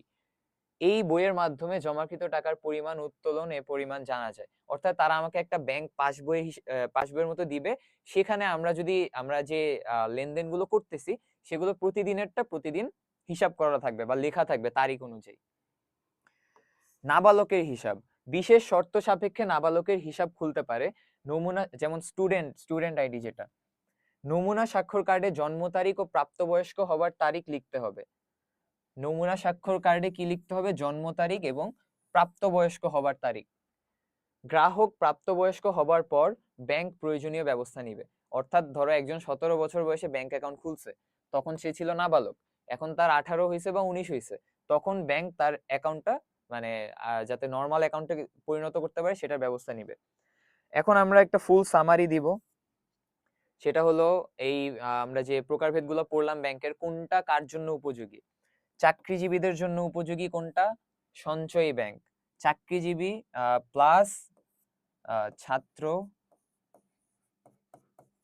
ছাত্রী, চাকরিজীবী প্লাস ছাত্রছাত্রীদের জন্য কোনটা? সঞ্চয়ী হিসাব। ছাত্রের জন্য, আচ্ছা এখানে লিখাই আছে, ছাত্রের জন্য উপযোগী সঞ্চয়ী হিসাব। ব্যবসায়ীদের জন্য উপযোগী কোনটা? চলতি হিসাব। বড় অঙ্কের অর্থ জমাদানের জন্য স্থায়ী হিসাব। বড় অঙ্কের অর্থ জমাদান প্লাস বেশি সুদ। ওকে, আচ্ছা আমাদের চতুর্থ চ্যাপ্টার শেষ। তোমাদের আমি ইম্পর্টেন্ট টপিকগুলো বলে দিচ্ছি, ওখান থেকে সিকিউ প্রতিবার আসে, তোমাদের বেলায় আসবে আশা করতেছি, ওগুলো একটু মনোযোগ দিয়ে দেখবা। আচ্ছা, পরবর্তী চ্যাপ্টার হলো চেক বিনিময় বিল। চেক বিনিময় বিল ও আচ্ছা আচ্ছা চেক বিনিময় বিল। চেক, চেকটা কি? আমরা দেখি যে আমানতকারী কর্তৃক ব্যাংক থেকে অর্থ উত্তোলনের শর্তহীন আদেশ। অর্থাৎ যার কাছে একটা চেক আছে সে যদি ব্যাংকে গিয়ে বলে যে আমাকে এর বিপরীতে টাকা দেন, ব্যাংক তাকে টাকা দিতে বাধ্য, কজ এটা একটা শর্তহীন আদেশ। চেকের পক্ষ কয়টি? তিনটি। আদেশটা অর্থাৎ আমি, আদিষ্ট অর্থাৎ যে ব্যাংক, আর প্রাপক। প্রাপকটা আসলে ডিপেন্ড করতেছে, প্রাপকও আদেশটা হইতে পারে, আবার প্রাপক অন্য ব্যক্তিও হইতে পারে। বিভিন্ন প্রকার চেক, আচ্ছা এটা তোমাদের সিকিউ এর জন্য ইম্পর্টেন্ট। বিভিন্ন প্রকার চেক বা চেকের প্রকারভেদ। প্রথমে রয়েছে বাহক চেক, যে চেকের অর্থ নগদে যে কেউ তুলতে পারে, সবচেয়ে কম নিরাপদ, অধিক জনপ্রিয়। বাহক চেকের ব্যাপারটা কি? ধরো তুমি রাস্তায় কোনো একটা চেক কুড়ায় পাইছো, কুড়ায় পেয়ে দেখতেছো এখানে 1 লক্ষ টাকা। এখন তুমি মানে কি করলা, যে ব্যাংকের কাছে নিয়ে গেলা, ব্যাংকের কাছে নিয়ে গিয়ে বললা যে এই যে আমার একটা চেক, ব্যাংক কোনো যাচাই বাছাই করা ছাড়াই তোমাকে ওই চেকের অর্থটা দিয়ে দিল। তুমি যদি এরকম কোনো, মানে এটা একটা তোমাদের ফিকশনাল কাহিনী বললাম, বাট এই টাইপের যে জিনিসগুলো আছে অর্থাৎ যাচাই বাছাই করে না, বাহক চেকটা ব্যাংকগুলো অত ধরনের যাচাই বাছাই করে না যে এটা কার বা কোন অ্যাকাউন্টের। তারা তুমি যে জাস্ট চেকটা দিবা, তোমাকে সাথে সাথে অর্থটা দিয়ে দিবে। এই জন্য বলছে সবচেয়ে কম নিরাপদ, তবে অধিক জনপ্রিয়। কজ অধিক জনপ্রিয়তা হওয়ার কারণ হলো বাহক চেকের টাকা ভাঙানোটা সবচেয়ে ইজি, অর্থাৎ লেন্দি কোনো প্রসেস নাই। হুকুম চেক, যার নামে লেখা আছে তাকে অর্থ তুলতে হবে। অর্থাৎ চেকে যে প্রাপক বা যার নামটা লেখা আছে, যে যে অর্থটা পাবে, শুধুমাত্র সে হুকুম চেকের টাকাটা উঠাতে পারবে। অন্য কাউকে টাকা দেয়া হয় না, বর্তমানে কম ব্যবহৃত হয়। দাগ কাটা চেক, যখন বাহক বা হুকুম চেকের বাম পাশে, অর্থাৎ এই দুইটা চেকের বাম পাশে আড়াআড়ি দুটি দাগ কেটে দেয়া হয়, যেই চেকের অর্থ নগদে উত্তোলন করা যায় না তাকেই দাগ কাটা চেক বলে। আচ্ছা, 2-3টা জিনিস দেখছি। একটা হলো যখন বাহক বা হুকুম চেকের বাম পাশে আড়াআড়ি 2টি দাগ দেয়া হয়। তোমাদের একটা জিনিস দেখাই। অর্থাৎ ধরো এটা একটা চেক, এটার বাম পাশে এরকম আড়াআড়ি দাগ টানা আছে, তখন আমরা কি বুঝবো? এটা দাগ কাটা চেক। কেমনে বুঝলাম? এই যে হুকুম চেকের বাম পাশে আড়াআড়ি 2টি দাগ কেটে দেওয়া হয়। যেই চেকের অর্থ নগদে উত্তোলন করা যায় না। নগদে উত্তোলন করা যায় না মানে তুমি যদি এই চেকটা ব্যাংককে দাও, ব্যাংক তোমাকে নগদ ক্যাশ টাকা দিবে না। এই লেনদেনটা কিভাবে হবে? ব্যাংকের মাধ্যমে হবে। ব্যাংক তোমার যে ব্যাংক অ্যাকাউন্ট আছে ওই ব্যাংক হিসাবে অর্থটা ট্রান্সফার করবে বা টাকাটা ট্রান্সফার করবে, বাট তোমাকে ক্যাশ দিবে না। সবচেয়ে নিরাপদ চেক দাগ কাটা চেক। সবচেয়ে নিরাপদ চেক কোনটা? দাগ কাটা চেক। এরূপ চেকের অর্থ ব্যাংক হিসাবে স্থানান্তর করা হয়, যেটা বললাম, ক্যাশে না দিয়ে সেটা ব্যাংক হিসাবে দেয়া হয়। দাগ কাটা চেক কয় প্রকার? সাধারণভাবে দাগ কাটা চেক এবং বিশেষভাবে দাগ কাটা চেক। যেটা দেখালাম এটা হলো সাধারণ ভাবে দাগ কাটা চেক। আর বিশেষভাবে দাগ কাটা চেক কোনটা? যখন এইখানে দাগ কাটা থাকবে প্লাস এখানে কোনো ব্যাংকের নাম। অর্থাৎ যখন আমরা দেখব শুধুমাত্র বাহক বা হুকুম চেকের বাম পাশে আড়াআড়ি ভাবে দাগ কাটা আছে, সেটা হলো সাধারণভাবে দাগ কাটা চেক। আর যখন আমরা দেখব কোনো ব্যাংকের বাম পাশে আড়াআড়ি ভাবে দাগ কাটা আছে এবং দাগ কাটার ভিতরে ব্যাংকের নাম উল্লেখ করা আছে, সেটাকে আমরা বলবো বিশেষভাবে দাগ কাটা চেক।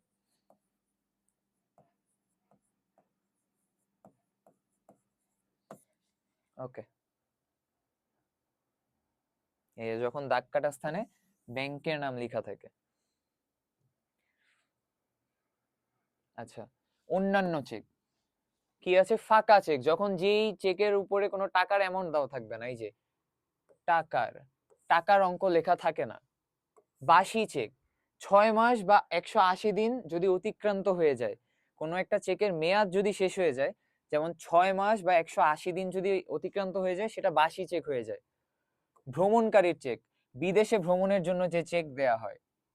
আচ্ছা, চেকের অনুমোদন, হস্তান্তরের উদ্দেশ্যে চেকের আদেশটা বা প্রাপক বা ধারক চেকের উল্টো পিঠে কিছু লিখে বা না লিখে স্বাক্ষর করে দিলে সেটি চেকের অনুমোদন। চেক একটি হস্তান্তরযোগ্য দলিল। চেক অনুমোদনের মুখ্য উদ্দেশ্য চেক হস্তান্তরকরণ। অর্থাৎ আমার কাছে একটি বাহক চেক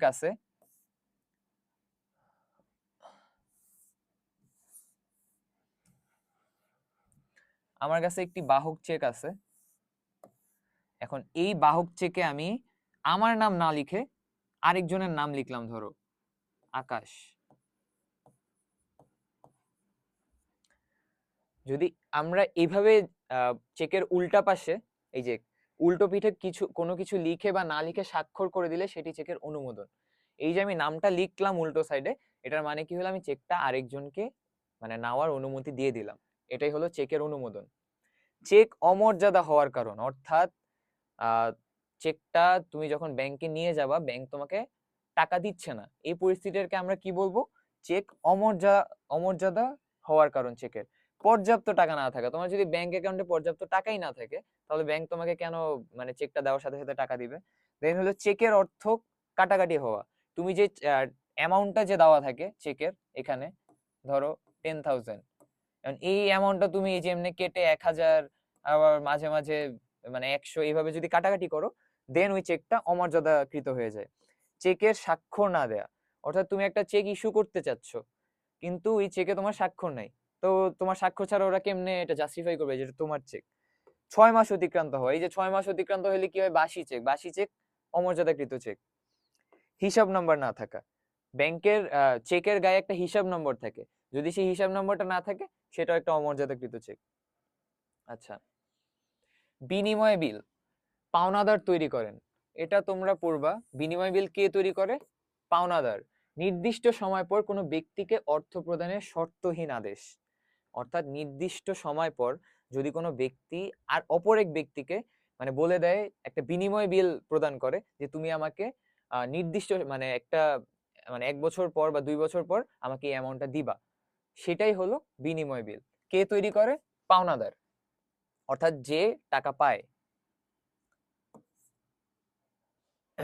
অঙ্গীকার পক্ষ, অঙ্গীকারপত্র, অঙ্গীকারপত্র বা প্রতিশ্রুতিপত্র। নির্দিষ্ট সময় পর কোনো ব্যক্তি, আচ্ছা, বিনিময় বিল তৈরি করে কে? পাওনাদার। আর অঙ্গীকারপত্র তৈরি করে কে? দেনাদার। নির্দিষ্ট সময় পর কোনো ব্যক্তি অপর কোনো ব্যক্তিকে অর্থ প্রদানে অঙ্গীকার করে। অর্থাৎ তোমাকে যখন কোনো ব্যক্তি বলতেছে যে হ্যাঁ ঠিক আছে আমি তোমাকে 1 বছর বা 2 বছর পর এই অ্যামাউন্টের টাকাটা দিব, সেটি হলো অঙ্গীকারপত্র বা প্রতিশ্রুতিপত্র। আচ্ছা, আমাদের ষষ্ঠ চ্যাপ্টার শেষ হলো। এখন আমরা যাব নবম চ্যাপ্টারে, ইলেকট্রনিক ব্যাংকিং। কি বলছে?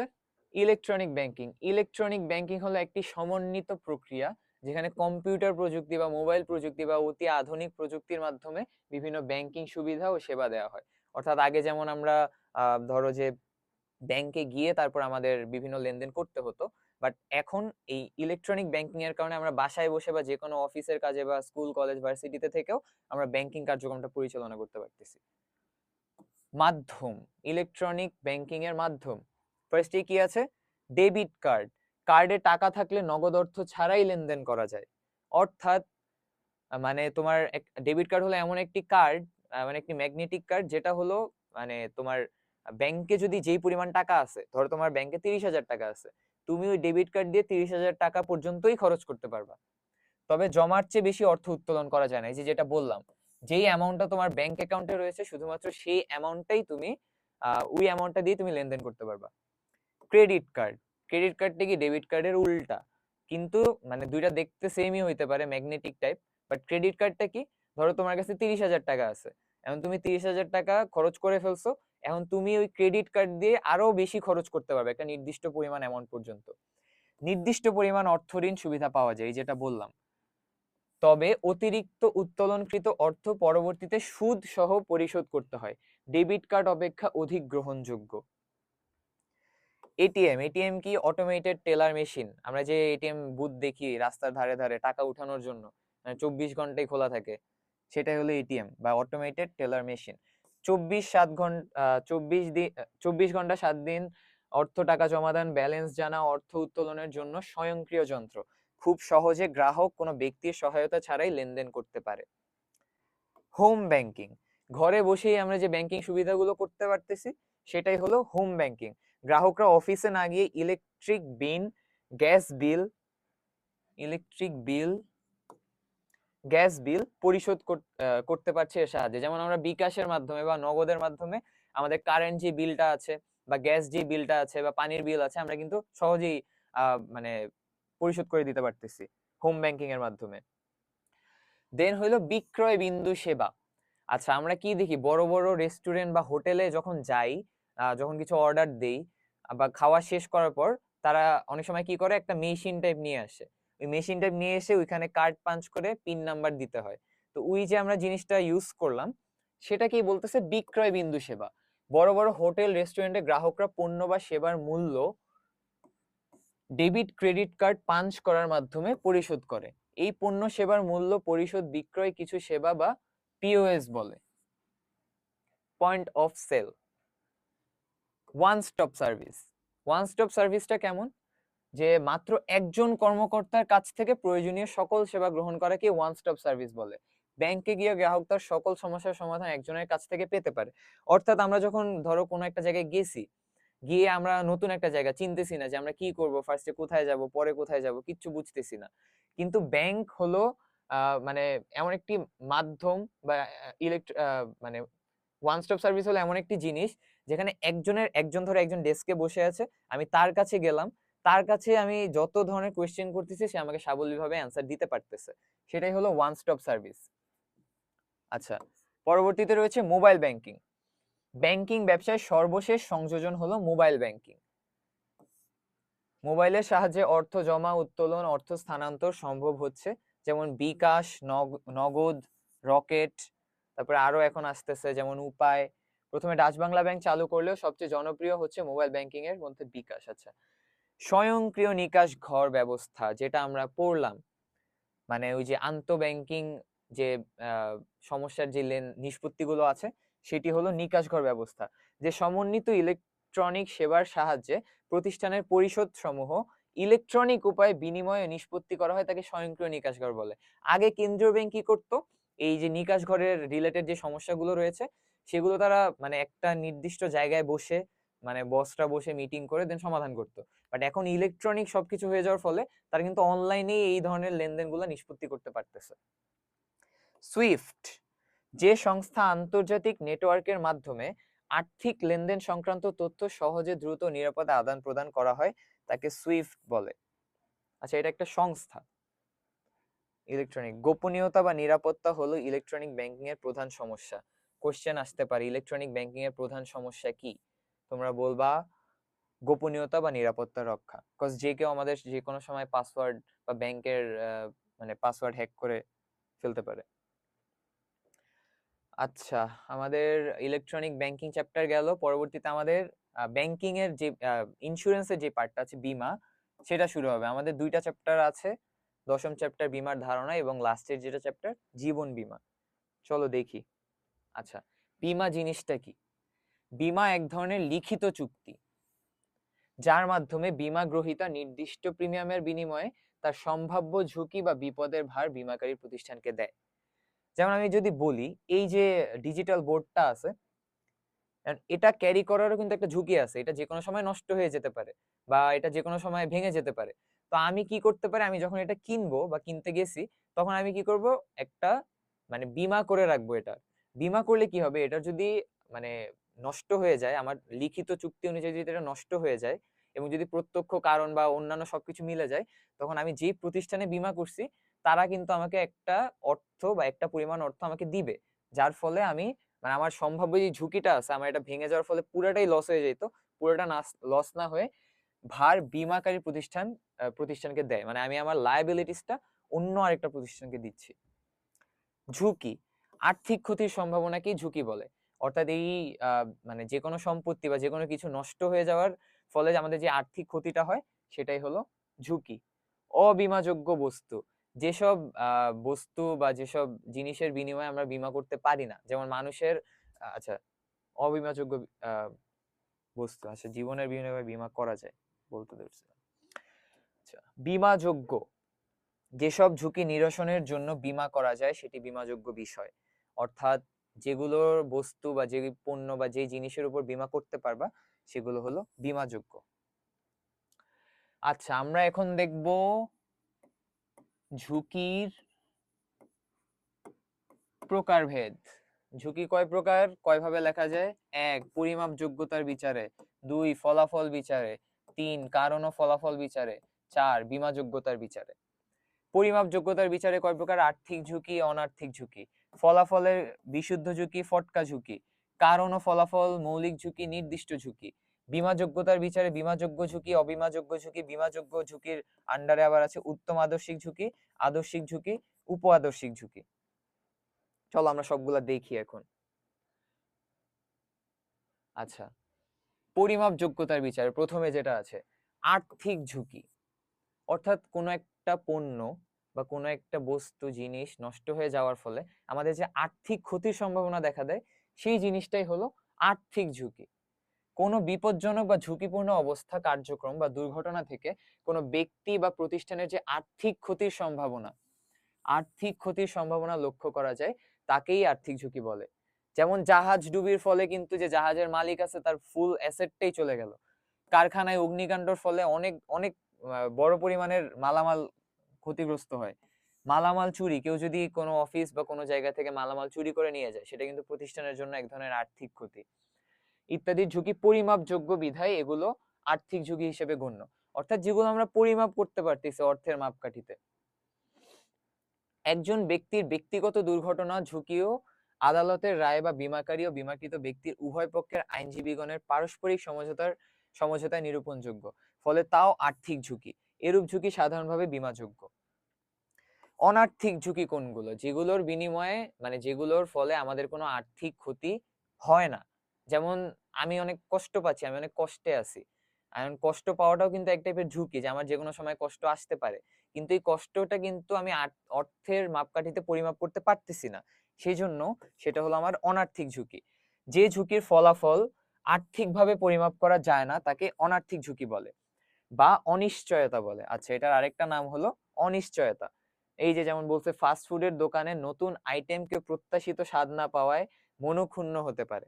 তার খাবার পছন্দ হয় নাই, তার মন খারাপ হয়েছে, এটা কি অর্থের মাপকাঠিতে পরিমাপযোগ্য? না। এই কারণে এটা অনার্থক ঝুঁকি, যার ঝুঁকি আর্থিকভাবে পরিমাপযোগ্য নয়। আচ্ছা, এখানে আছে এই যে বিয়ের সিদ্ধান্ত নেওয়া। বিয়ের সিদ্ধান্ত নেওয়া এক টাইপের ঝুঁকি, বিয়েটাও ঝুঁকি, কিন্তু সেটা কোন ধরনের ঝুঁকি? অনার্থিক ঝুঁকি। আচ্ছা, কিন্তু তা আর্থিকভাবে পরিমাপ করা যায় না, যা অনার্থিক ঝুঁকি হিসেবে গণ্য। এরূপ ঝুঁকি কি দেখো? এরূপ ঝুঁকি বীমাযোগ্য নয়। অনার্থিক ঝুঁকি বীমা বীমা করা যায় না আর্থিক ঝুঁকির বিপরীতে। ফলাফল বিচারে বিশুদ্ধ ঝুঁকি, যে সকল সম্ভাব্য বা যে সকল ঝুঁকির মাধ্যমে আমাদের নিশ্চিতভাবেই কোনো দুর্ঘটনায় ব্যক্তি বা প্রতিষ্ঠান নিশ্চিতভাবেই ক্ষতির সম্মুখীন হয়। অর্থাৎ যেই ঝুঁকি আসার ফলে মানে আমি অবশ্যই ক্ষতির সম্মুখীন হব, তাকে বিশুদ্ধ ঝুঁকি বলতেছে। যেমন মালামাল যদি পুড়ে যায়, আমার যদি অফিসের বা আমার যদি কারখানার মালামাল পুড়ে যায়, বা যদি চুরি হয়ে যায়, বা কোনো ব্যক্তি মারা যায়, তখন অবশ্যই আমাদের ক্ষতি হচ্ছে। দুর্ঘটনায় পঙ্গু হলে প্রকৃতপক্ষেই ক্ষতি হয়ে যায়। এ ধরনের সকল ঝুঁকি বিশুদ্ধ ঝুঁকি। আগুনে প্রতিষ্ঠান পুড়ে গেলে বা মেশিন নষ্ট হয়ে গেলে প্রতিষ্ঠান যে মুনাফা ক্ষতির সম্মুখীন হয়, তাও বিশুদ্ধ ঝুঁকির মধ্যে পড়ে। ফটকা ঝুঁকি, অর্থাৎ যে ঝুঁকির ফলে আমার লাভও হইতে পারে, আমার লসও হইতে পারে। আমরা আগেরটাই কি দেখছি বিশুদ্ধ ঝুঁকিতে, যে আমাদের অবশ্যই ক্ষতির সম্মুখীন হইতে হবে, বাট ফটকা ঝুঁকির বিষয়টা একটু আলাদা। আমাদের ক্ষতি হইতেও পারে, আবার লাভও হইতে পারে। সেটা কিভাবে, চলো দেখি। যে ধরনের ঘটনা বা অনিশ্চয়তার ফলে ব্যক্তি বা প্রতিষ্ঠানের প্রত্যাশিত ফলাফলের বাইরে লাভ বা ক্ষতি উভয়ই হইতে পারে, সম্ভাবনা থাকে, তাকে ফটকা বা দূরকল্পনামূলক ঝুঁকি বলে। অর্থাৎ শেয়ারে অর্থ বিনিয়োগ, শেয়ারের বাজারটা কেমন, একবার উপরে উঠে একবার নিচে নামে।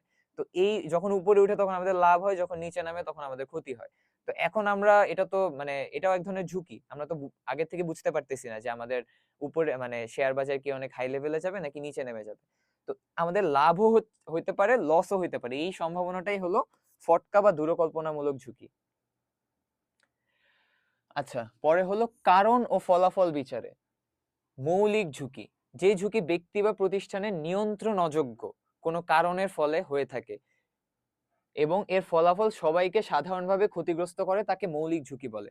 অর্থাৎ যে ঝুঁকিটা কোনো মানে প্রতিষ্ঠানের নিয়ন্ত্রণ অযোগ্য, অর্থাৎ আমাদের নিয়ন্ত্রণে সেটা নাই, সেই ঝুঁকিটাই হলো মৌলিক ঝুঁকি। এ ধরনের ঝুঁকি প্রাকৃতিক ও অপ্রাকৃতিক উভয় কারণেই সৃষ্টি হতে পারে। যেমন ভূমিকম্প, বন্যা, তারপর জলোচ্ছ্বাস, এগুলো হইলে কিন্তু আমাদের নিয়ন্ত্রণ করার কোনো ওয়ে নাই, কজ এগুলো প্রাকৃতিক ভাবে আসতেছে। অগ্নুৎপাত, দুর্ভিক্ষ, মহামারী ইত্যাদি প্রাকৃতিক দুর্যোগ এবং রাজনৈতিক অস্থিতিশীলতা। আচ্ছা, এখানে বলছে যে প্রাকৃতিক ও অপ্রাকৃতিক। প্রাকৃতিক দেখলাম ভূমিকম্প, বন্যা, অগ্নুৎপাত, দুর্ভিক্ষ, মহামারী ইত্যাদি। আর প্রাকৃতিক অপ্রাকৃতিক আমরা কি দেখবো? এই যে রাজনৈতিক অস্থিতিশীলতা, যুদ্ধ, মন্দাবস্থা ইত্যাদি। অর্থাৎ অপ্রাকৃতিক কি দেখলাম? এই যে এই তিনটা। আর প্রাকৃতিক ওই যে মানে কি বলে, ন্যাচারাল ক্যালামিটিস যেগুলো রয়েছে, এ ধরনের ঝুঁকি উদ্ভূত হয়। এ ধরনের ক্ষতি সাধারণভাবে বীমাযোগ্য নয়। এই যে আহ মৌলিক ঝুঁকি রয়েছে, মৌলিক ঝুঁকি সাধারণভাবে বীমাযোগ্য নয়। তবে নৌ বিমার ক্ষেত্রে ঘূর্ণিঝড় বীমাযোগ্য বিবেচিত হয়ে থাকে। নৌ বিমার ক্ষেত্রে ঘূর্ণিঝড় বীমাযোগ্য হয়ে থাকে, এটা এটা মনে রাখো। আচ্ছা, পরবর্তীতে রয়েছে নির্দিষ্ট ঝুঁকি, যে ঝুঁকি ব্যক্তিগত, প্রাতিষ্ঠানিক বা কোনো কারণে উদ্ভূত হয় এবং ফলাফলও কোনো বিশেষ ব্যক্তি, ব্যক্তিবর্গ বা প্রতিষ্ঠানের উপর আপতিত হয়, তাকে নির্দিষ্ট ঝুঁকি বলে। যেমন আমরা আগেরটা কি বলছি, নিয়ন্ত্রণ অযোগ্য, বাট নির্দিষ্ট ঝুঁকিটা হলো নিয়ন্ত্রণ যোগ্য এবং প্রাতিষ্ঠানিক বা কোনো কারণে উদ্ভূত হয়। ব্যক্তিগত হতে পারে সেই কারণটা, বা প্রাতিষ্ঠানিকও হতে পারে। ব্যক্তিবর্গ বা প্রতিষ্ঠানের উপর আপতিত হয়, তাকে নির্দিষ্ট ঝুঁকি বলে। যেমন আগুন লাগা, এটা কিন্তু নিয়ন্ত্রণ করা যায়, আমরা যদি সতর্ক থাকি তাহলে কিন্তু আগুন লাগে না। পরে চুরি, ডাকাতি, ব্যক্তিগত দুর্ঘটনা, যানবাহন দুর্ঘটনা, আমরা যদি সাবধানতা বজায় রেখে আমাদের কিন্তু যানবাহন দুর্ঘটনাটা হবে না। তো এই সমস্ত কারণ কিন্তু আমাদের নিয়ন্ত্রণের ভিতরেই আছে, এই কারণে এগুলোকে বলতেছে নির্দিষ্ট ঝুঁকি। এই ধরনের ঝুঁকি সব সময়ই বীমাযোগ্য। মৌলিক ঝুঁকি বীমাযোগ্য না, কিন্তু নির্দিষ্ট ঝুঁকি বীমাযোগ্য। আচ্ছা, পরবর্তীতে রয়েছে বীমাযোগ্যতার বিচারে, অর্থাৎ কোন বস্তু বা কোন জিনিসগুলো বীমা করা যাবে এবং কোন জিনিসগুলো বীমার বাইরে। বীমাযোগ্য ঝুঁকি, যে ঝুঁকির বিপক্ষে বীমা করে আর্থিক প্রতিরক্ষার সুযোগ নেওয়া যায়, অর্থাৎ আমি যে জিনিসটার প্রতি বীমা করলে আমি আর্থিকভাবে লাভবান হচ্ছি, সেই জিনিসটাকে বলতেছে বীমাযোগ্য ঝুঁকি। মানুষের জীবন ও সম্পত্তি সংশ্লিষ্ট বিভিন্ন ঝুঁকি বীমাযোগ্য। প্রাকৃতিক দুর্যোগ বা দৈব দুর্বিপাক, দুর্ভিক্ষ, মহামারী, অর্থনৈতিক মন্দা, যুদ্ধ। অর্থাৎ আমরা এই যে এখানে কি দেখলাম, কই গেল, এই যে মৌলিক যে ঝুঁকিগুলো আছে, এখানে বলছে এই যে মৌলিক ঝুঁকিগুলো বাদ দিলে অবশিষ্ট সকল ঝুঁকি বীমাযোগ্য। তুমি যদি মৌলিক ঝুঁকি গুলো বাদ দাও, তাহলে যতগুলো ঝুঁকি আছে মৌলিক ঝুঁকি বাদে সবগুলোই আমার বীমাযোগ্যর আন্ডারে আসবে। অর্থাৎ প্রাকৃতিক, অর্থাৎ মানুষের নিয়ন্ত্রণের অযোগ্য যেসব ঝুঁকিগুলো রয়েছে সেগুলোকে যদি আমরা বাদ দিয়ে দিই, তাহলেই আমরা পাবো বীমাযোগ্য ঝুঁকি। আচ্ছা, গ্রহণযোগ্যতার বিচারে এরূপ ঝুঁকি নিম্নোক্ত ধরনের হতে পারে। উত্তম আদর্শিক ঝুঁকি, যে ঝুঁকির ক্ষেত্রে ক্ষতির আশঙ্কা স্বাভাবিকের চেয়ে কম তাকে উত্তম আদর্শিক ঝুঁকি বলে। বীমা কোম্পানির পোর্টফোলিওতে যদি এ ধরনের ঝুঁকির বিপক্ষে বীমা পলিসির সংখ্যা বেশি হয়, তবে তা বীমা কোম্পানির কম ঝুঁকি নির্দেশ করে। আচ্ছা, যে ঝুঁকির ক্ষেত্রে ক্ষতির আশঙ্কা স্বাভাবিকের চেয়ে কম, অর্থাৎ কম লেভেলে থাকে, সেটাকে আমরা বলতেছি উত্তম আদর্শিক ঝুঁকি। পরবর্তীতে আদর্শিক ঝুঁকি, স্বাভাবিক বা গ্রহণযোগ্যতার মাত্রার ঝুঁকিকে আদর্শিক ঝুঁকি বলে। এই ধরনের ঝুঁকি গ্রহণে বীমা কোম্পানিকে বেশি দুশ্চিন্তায় পড়তে হয় না। কোনো বিশেষ অস্বাভাবিক অবস্থা না ঘটলে, দেখো, কোনো বিশেষ অস্বাভাবিক অবস্থা না ঘটলে এই ধরনের ঝুঁকি কোম্পানির সহ্য সীমার মধ্যে থাকে। +-25 ধরে 75 থেকে 125 মাত্রার ঝুঁকিকে আদর্শিক ঝুঁকি বলে। উপ আদর্শিক ঝুঁকি, স্বাভাবিক মাত্রার চেয়ে অধিক ঝুঁকিকে, অর্থাৎ একটা নরমাল লেভেল আছে, এটার থেকে যদি অনেক বেশি পরিমাণে ঝুঁকিটা বেড়ে যায়, সেই ঝুঁকিকে আমরা কি বলতেছি, উপ আদর্শিক ঝুঁকি। বিভিন্ন দিক বিবেচনায় পয়েন্ট বিচারে ঝুঁকির মাত্রা 100কে স্বাভাবিক গণ্য করা হয়। 100 মাত্রাটাকে আদর্শিক বা স্বাভাবিক গণ্য করা হয়। এখন 25 ধরে 75 থেকে 125 মাত্রার ঝুঁকির উপরে, কিন্তু 500 এর নিচে ঝুঁকিকে উপ আদর্শিক ঝুঁকি গণ্য করা হয়। এর অধিক মাত্রার ঝুঁকি বীমাযোগ্য হলেও তা বীমা করা বীমা কোম্পানির পক্ষে উচিত নয়।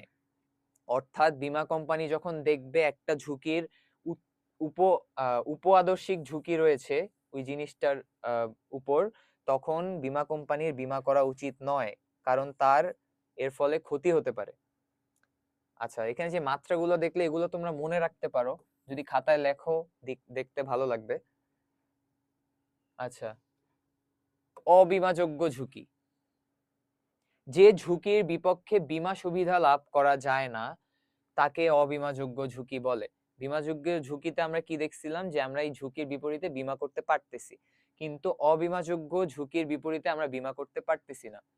যে ঝুঁকির ফলাফল সাধারণ এবং এর উপরে মানুষের কোনো কর্তৃত্ব বা নিয়ন্ত্রণ নেই, তা সাধারণভাবে অবীমাযোগ্য ঝুঁকি হিসেবে গণ্য।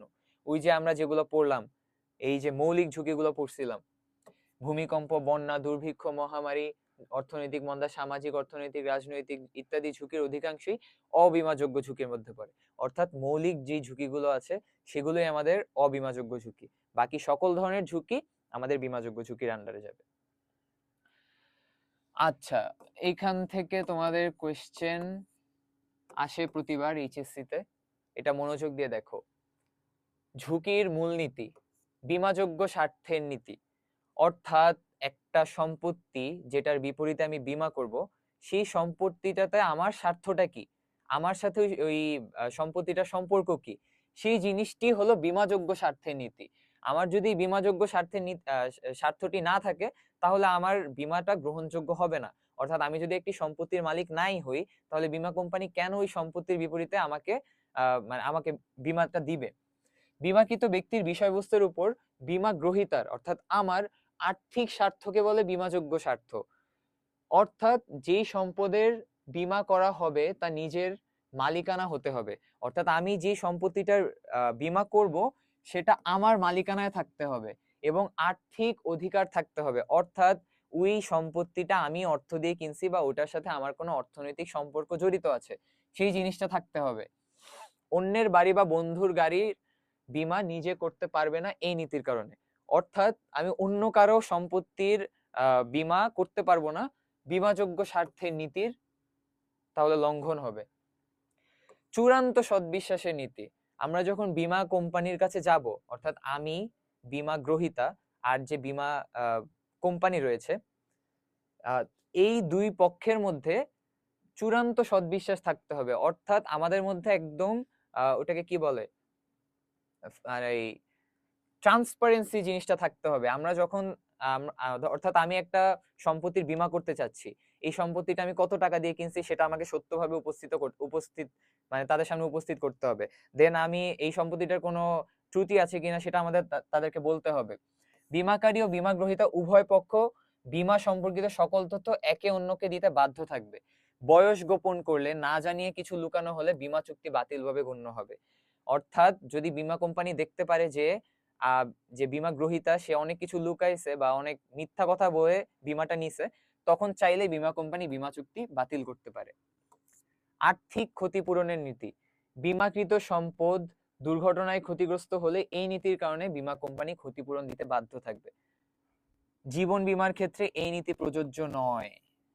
জীবন বীমার ক্ষেত্রে আর্থিক ক্ষতিপূরণের নীতি প্রযোজ্য নয়। আর্থিক ক্ষতিপূরণের নীতিটা কি, আমার যদি কোনো সম্পত্তি যেটা অর্থের মাপকাঠিতে পরিমাপযোগ্য সেটার যদি ক্ষতি হয়, বীমা কোম্পানি আমাকে সেই অর্থটা দিতে বাধ্য থাকবে, সেই জিনিসটাই হলো আর্থিক ক্ষতিপূরণের নীতি।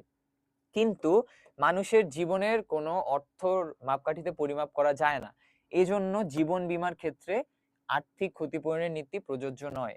সম্পদের আর্থিক ক্ষতিপূরণের ক্ষেত্রেই এই ক্ষতিপূরণের নীতি প্রযোজ্য, শুধুমাত্র সম্পত্তির ক্ষেত্রে, জীবন বীমার ক্ষেত্রে নয়। প্রত্যক্ষ কারণের নীতি, অর্থাৎ আমি যখন বীমাটা করব সেই বীমা চুক্তির ভিতরে আমার নির্দিষ্ট কারণ বলে দিতে হবে যে যদি সম্পত্তির এই ক্ষতিটা হয় তাহলেই শুধুমাত্র আমি বীমাটা গ্রহণ করব। সেই জিনিসটি হলো প্রত্যক্ষ কারণের নীতি। নির্দিষ্ট যে কারণে ক্ষতিগ্রস্ত হলে ক্ষতিপূরণ দেবার চুক্তি থাকবে, এর বাহিরে অন্য কোনো কারণে ক্ষতিপূরণ দেয়া হবে না। অর্থাৎ আমি যদি আমার একটা জাহাজ থাকে, সেটা যদি আমি চুক্তিপত্রে উল্লেখ করি যদি জাহাজ ডুবে যায় তাহলেই শুধুমাত্র বীমা কোম্পানি আমাকে বীমাটা দিবে। কিন্তু যদি আমার জাহাজে আগুন ধরে সেই কারণে যদি আমার ক্ষতিটা হয় জাহাজের, সেই ক্ষতিপূরণ দিতে বীমা কোম্পানি বাধ্য থাকবে না। সেটাই হলো প্রত্যক্ষ কারণের নীতি। আনুপাতিক অংশগ্রহণের নীতি, একটি সম্পদ একাধিক কোম্পানির নিকট বীমা করা হলে সবাই আনুপাতিক হারে ক্ষতিপূরণ দিবে। অর্থাৎ একজন ব্যক্তি কিন্তু মানে একাধিক বীমা কোম্পানিতে তার সম্পত্তির বীমা করতে পারে। সেই তারা এটা কেমনে হ্যান্ডেল করবে, যে ধরো একটা কোম্পানির নিকট আনুপাতিক হারে 3:3, অর্থাৎ একটা সম্পত্তি যদি ক্ষতি হয়, বীমা কোম্পানি এ এতটুক ক্ষতিপূরণ দিবে, বীমা কোম্পানি বিও এতটুকু ক্ষতিপূরণ দিবে, অর্থাৎ সবাই আনুপাতিক হারে ক্ষতিপূরণটা দিবে সম্পত্তিটার।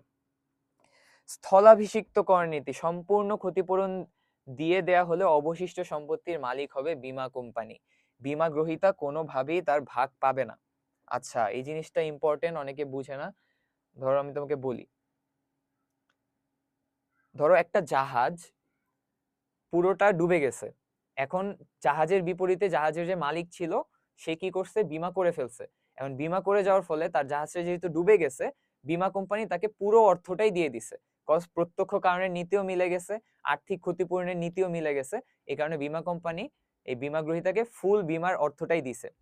কিন্তু জাহাজটা যে পানির নিচে ডুবে গেছে, এখন বীমা কোম্পানি চাইলেই ওই পানির নিচে গিয়ে জাহাজের যে অবশিষ্ট সম্পত্তিগুলা বা অবশিষ্ট যে জিনিসগুলো আছে সেগুলার পুরা মালিকানা বীমা কোম্পানির কাছে চলে যাবে।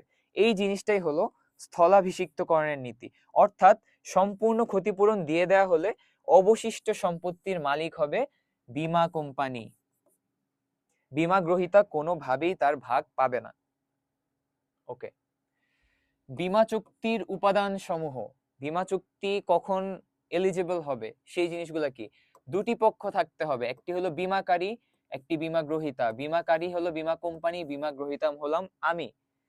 চুক্তি অবশ্যই বৈধ হতে হবে, আইনগত সম্পর্ক থাকতে হবে, এটার সাথে বীমার অনেক আইন রয়েছে সেগুলোর সাথে সম্পর্কিত থাকতে হবে। বীমার আইন সম্ভবত 2010-এর, শিওর না, তোমরা একটু কনফার্ম হয়ে নিও। আচ্ছা, 4 নাম্বার, চুক্তি সম্পাদনের যোগ্যতা থাকতে হবে, আইনগত উদ্দেশ্য থাকতে হবে, স্বীকৃতি থাকতে হবে, স্বাধীন চেতা মনোভাব থাকতে হবে। স্বাধীন চেতা মনোভাব বলতে আচ্ছা মানে তাদের বীমাকারী এবং বীমা গ্রহীতার মধ্যে একটা মানে কমিউনিকেশন ভালো থাকতে হবে, নির্দিষ্টতা থাকতে হবে, অর্থাৎ যেটা বললাম প্রত্যক্ষ কারণের নীতি যেটা, সেটা থাকতে হবে, বা চূড়ান্ত সদ্বিশ্বাসের নীতি সেটা থাকতে হবে। অবশ্যই চুক্তি লিখিত হতে হবে, বীমা চুক্তি অবশ্যই লিখিত হতে হবে, মৌখিক চুক্তি বীমার ক্ষেত্রে প্রযোজ্য নয়। আচ্ছা, এখন আমরা দেখব বীমার শ্রেণী বিভাগ। জীবন বীমা, মানুষের জীবন সম্পর্কিত বিষয়বস্তুর উপর যে বীমা করা হয় তাকে বলে জীবন বীমা। অন্যান্য বীমা ক্ষতিপূরণের চুক্তি, কিন্তু জীবন বীমা নিশ্চয়তার চুক্তি, কারণ মানুষের জীবন টাকার অঙ্কে পরিমাপযোগ্য নয়, একটু আগে আমরা বললাম। সাধারণ বীমা, জীবন বীমা ছাড়া, অর্থাৎ মানুষের জীবন রিলেটেড যে বীমা সেটা ছাড়া অন্যান্য সকল বীমাকে বলা হয় সাধারণ বীমা।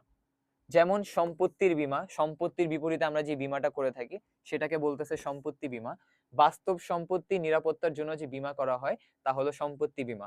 যেমন নৌ বীমা, অগ্নি বীমা, জীবন বীমা আর দায় বীমা বাদে সকল বীমাই সম্পত্তি বীমার অন্তর্গত। কি, জীবন বীমা আর দায় বীমা, এই দুইটা বাদে সবকিছুই সম্পত্তি বীমার অন্তর্গত।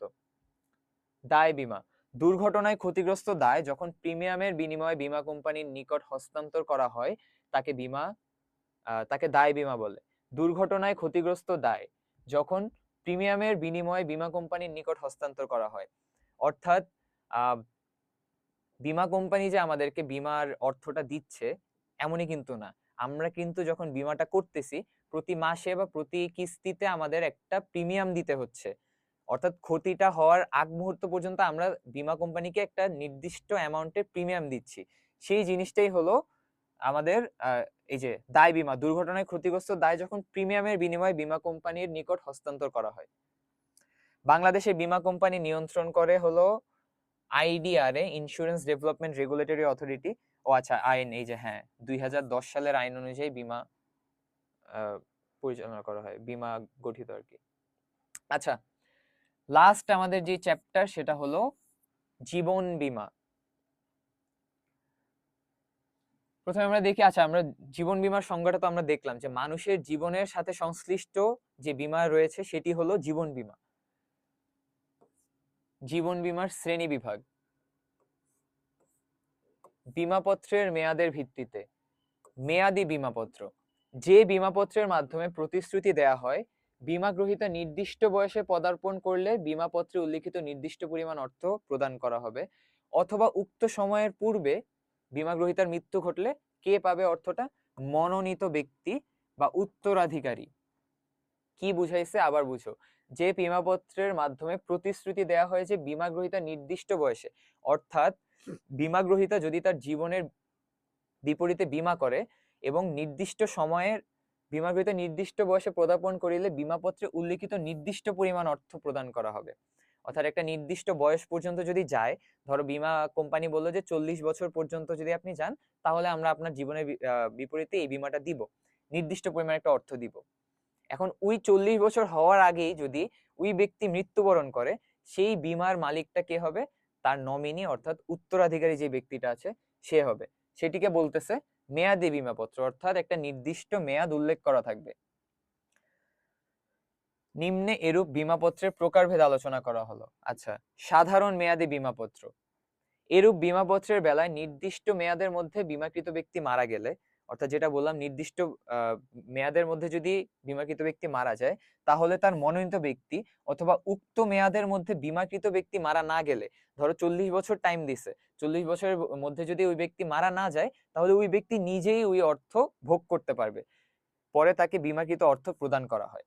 ফলে এরূপ বীমাপত্র একাধারে বিনিয়োগ ও অন্যদিকে প্রতিরক্ষার ব্যবস্থা। আচ্ছা, তোমরা বীমার প্রকারভেদটা ভালোভাবে পড়ো। অন্যদিকে প্রতিরক্ষার সুবিধা প্রদান করে।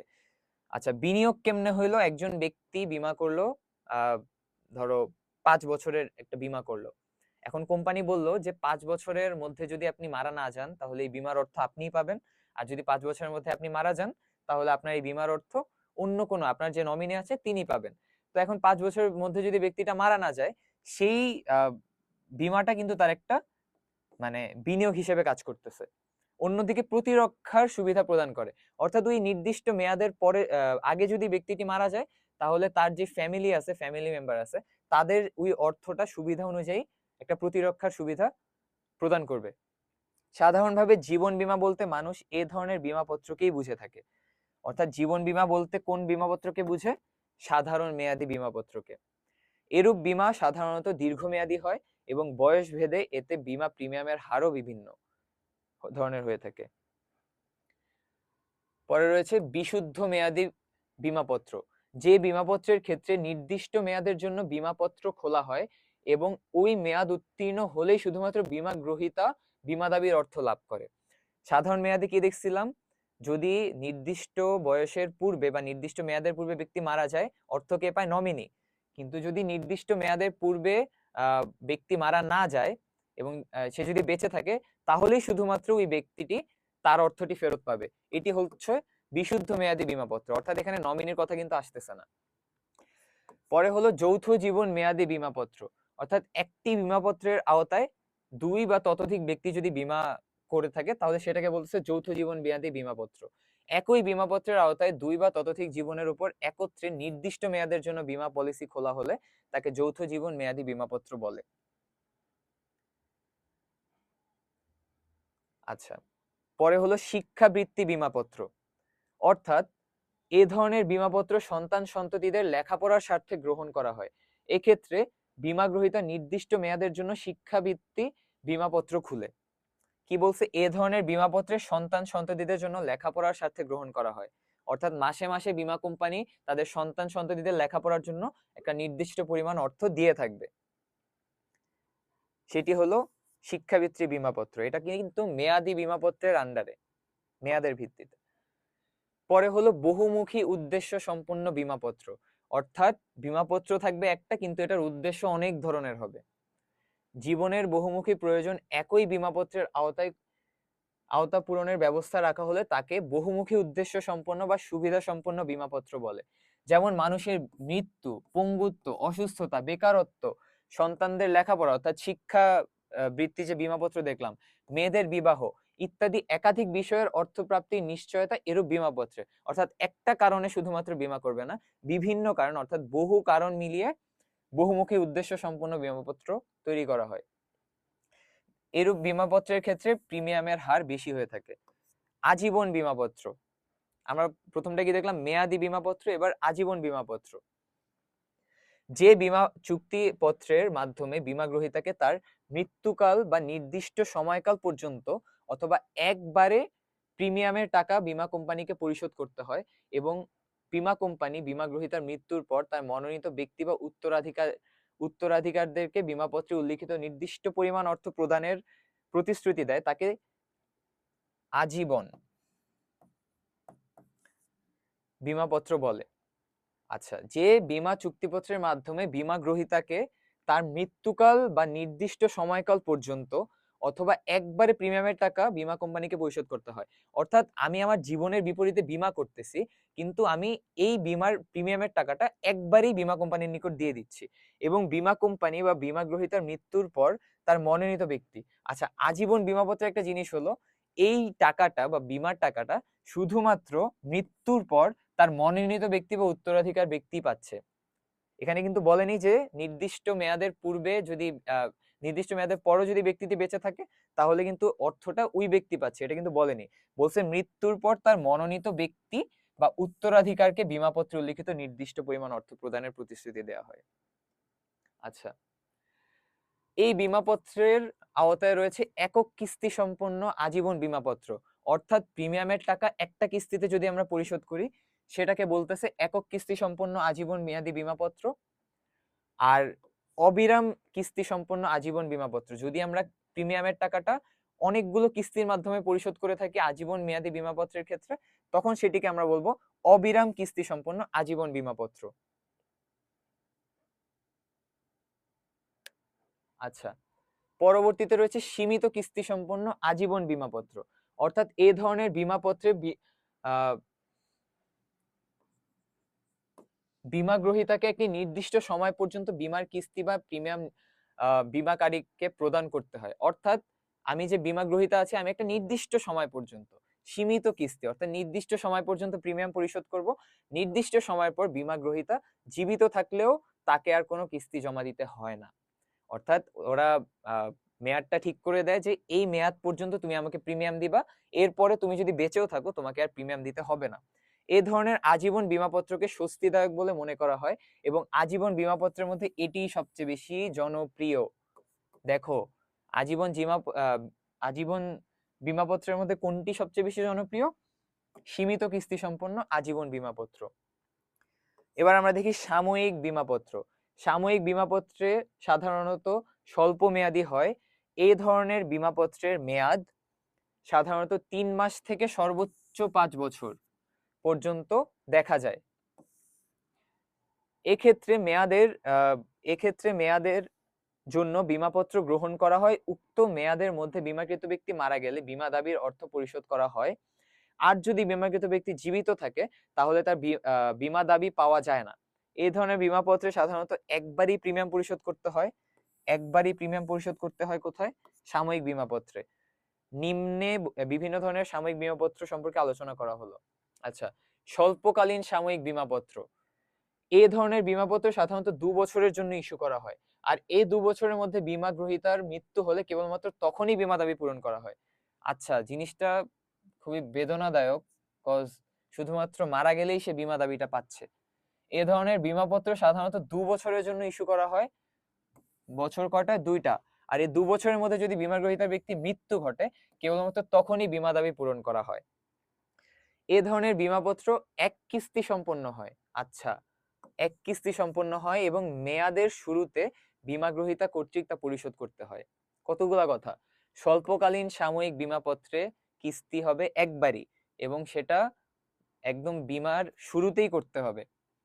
এন্ড শুধুমাত্র ব্যক্তি মারা গেলেই এই বীমার অর্থটা দেওয়া হয় এবং এটার মেয়াদ কতদিন হয়ে থাকে? 2 বছর।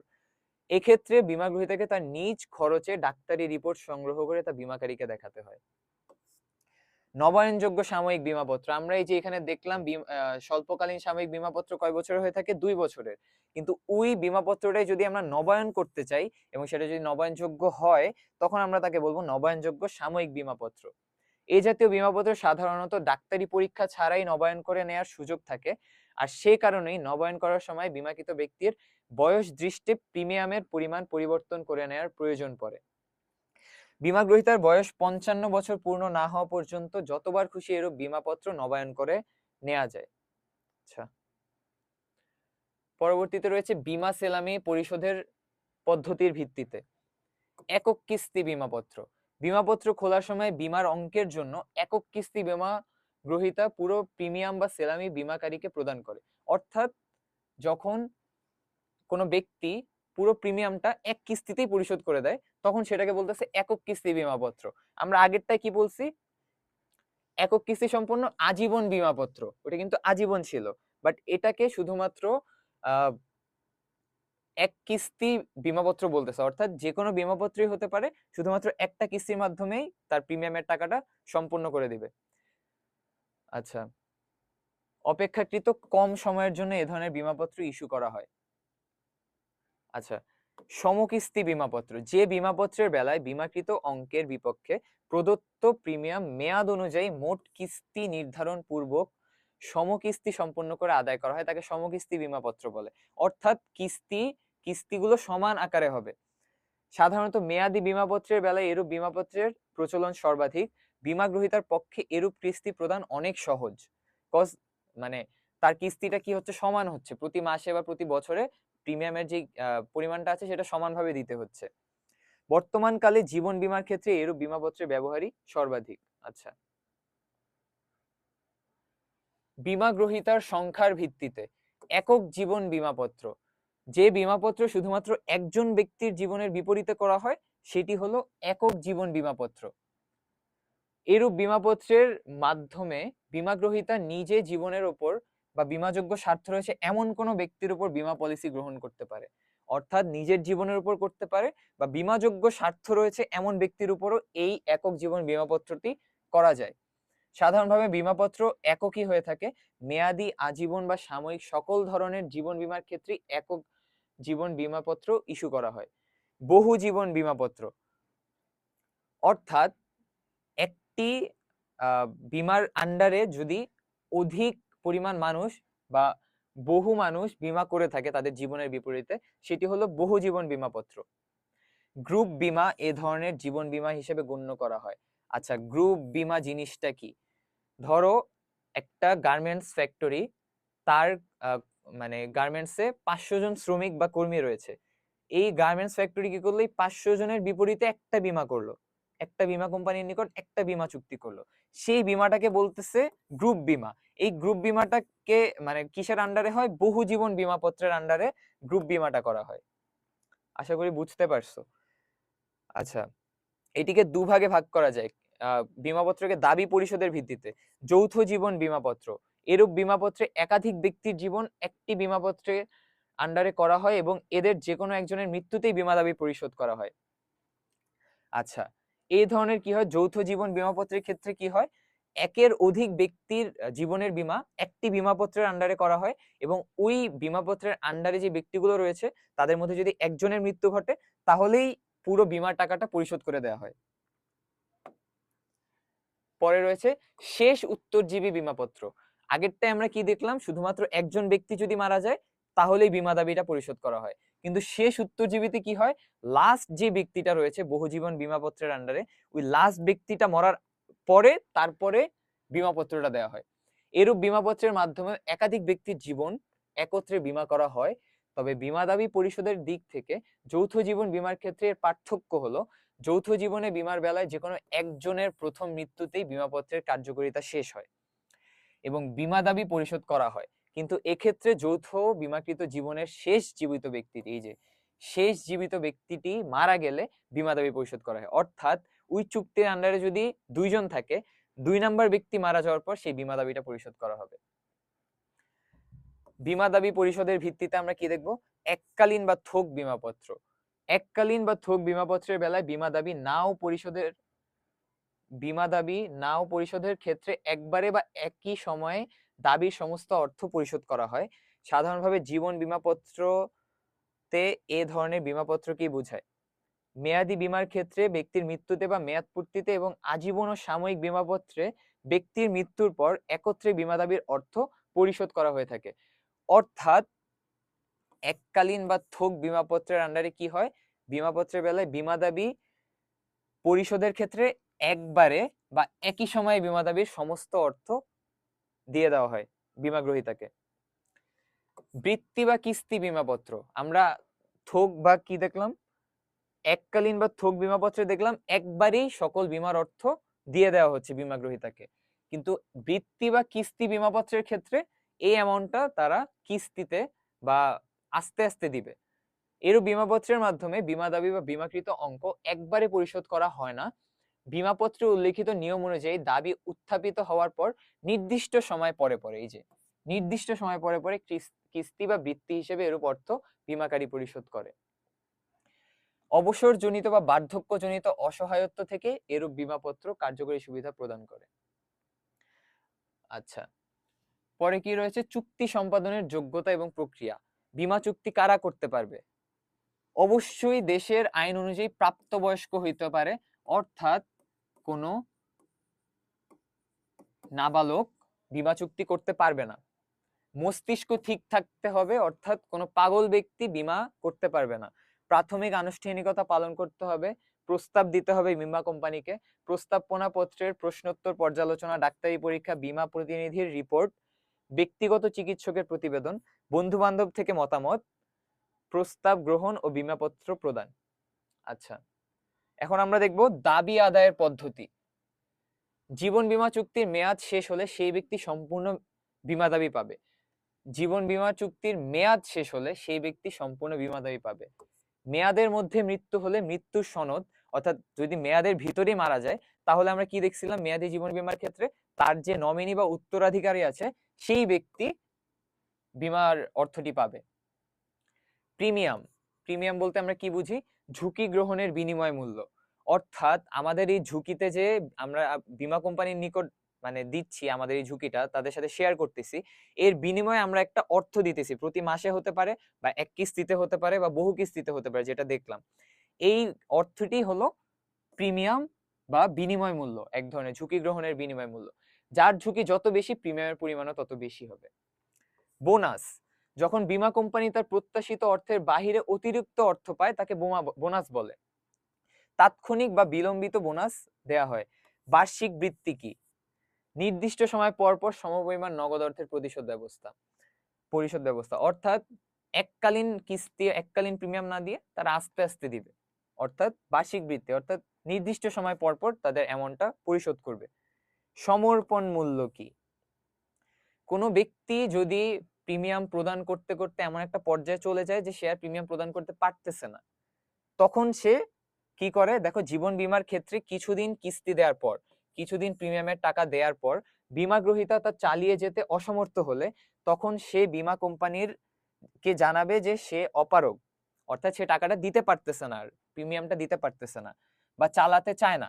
এক্ষেত্রে বীমা কোম্পানি তাকে যে মূল্য পরিশোধ করবে, অর্থাৎ সে ধরো 2 বছরের চুক্তি হয়েছে তাদের বীমার ক্ষেত্রে, কিন্তু 1.5 বছর যেতে না যেতে যে ব্যক্তি বীমা করছে সে আর অর্থটি বা প্রিমিয়ামটি পরিশোধ করতে পারতেছে না, তখন ওই 1.5 বছরের প্রিমিয়ামের বিনিময়ে বীমাকারী বীমা গ্রহীতাকে একটা নির্দিষ্ট পরিমাণ অর্থ দিবে। সেই অর্থটি হলো সমর্পণ মূল্য। এক্ষেত্রে বীমা কোম্পানি তাকে যে মূল্য পরিশোধ করবে তাকে সমর্পণ মূল্য বলা হবে। তবে শর্ত হলো কমপক্ষে 2 বছর বীমা চালিয়ে যেতে হবে। আচ্ছা, আমি 2 বছরের উদাহরণ দিছি, বাট সমর্পণ মূল্যের ক্ষেত্রে কি কমপক্ষে 2 বছর বীমা চালিয়ে যেতে হবে এবং সমর্পণ মূল্য পাওয়ার জন্য। অর্থাৎ কমপক্ষে 2 বছর তোমাকে প্রিমিয়ামটা দিতেই হবে তুমি যদি ওই বীমা দাবিটা চাও। আচ্ছা, পুনঃবীমা, যখন একটি বীমা কোম্পানি ঝুঁকি হ্রাস করার উদ্দেশ্যে কোনো সম্পদের বীমা অন্য কোনো কোম্পানির নিকট করে তাকে বলে পুনঃবীমা। অর্থাৎ ধরো জনাব সোহেল তার জাহাজের বীমা করলো কোম্পানি এতে। এখন জাহাজ তো অনেক দামি একটা জিনিস, এখন এক্ষেত্রে কি হবে? এ কোম্পানি পুরো ঝুঁকিটা একা নিতে চাচ্ছে না, তো এ বীমা কোম্পানি কি করলো? বি কোম্পানির নিকট আবার ওই জাহাজের বীমাটা করলো। এই যে আমরা জিনিসটা করলাম, অর্থাৎ সোহেল সাহেব বীমা করলো এ কোম্পানিতে, এ কোম্পানি আবার বীমা করলো বি কোম্পানিতে, এই জিনিসটি হলো পুনঃবীমা। দ্বৈত বীমা কি? বীমা গ্রহীতার একটি সম্পদ যখন একাধিক বীমা কোম্পানির নিকট বীমা করবে তাকে দ্বৈত বীমা বলে। অর্থাৎ সোহেল সাহেবের উদাহরণটা দিয়ে আমি বলি,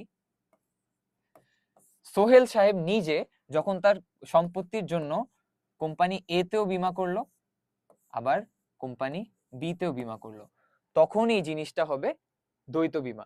বীমা গ্রহীতার একটি নির্দিষ্ট সম্পদ যখন একাধিক বীমা কোম্পানির নিকট বীমা করবে তাকে দ্বৈত বীমা বলে। এক্ষেত্রে বীমা গ্রহীতাই তার সম্পদ একাধিক বীমা কোম্পানির নিকট, অর্থাৎ এই দেখো, বীমা কোম্পানি বীমা গ্রহীতাই তার সম্পদ একাধিক কোম্পানির নিকট বীমা করে থাকে। দুর্ঘটনায় ক্ষতিগ্রস্ত সম্পদের ক্ষতিপূরণ সবাই আনুপাতিক হারে পরিশোধ করে, অর্থাৎ ও দিবে 50, ও দিবে 50। That's it I guess.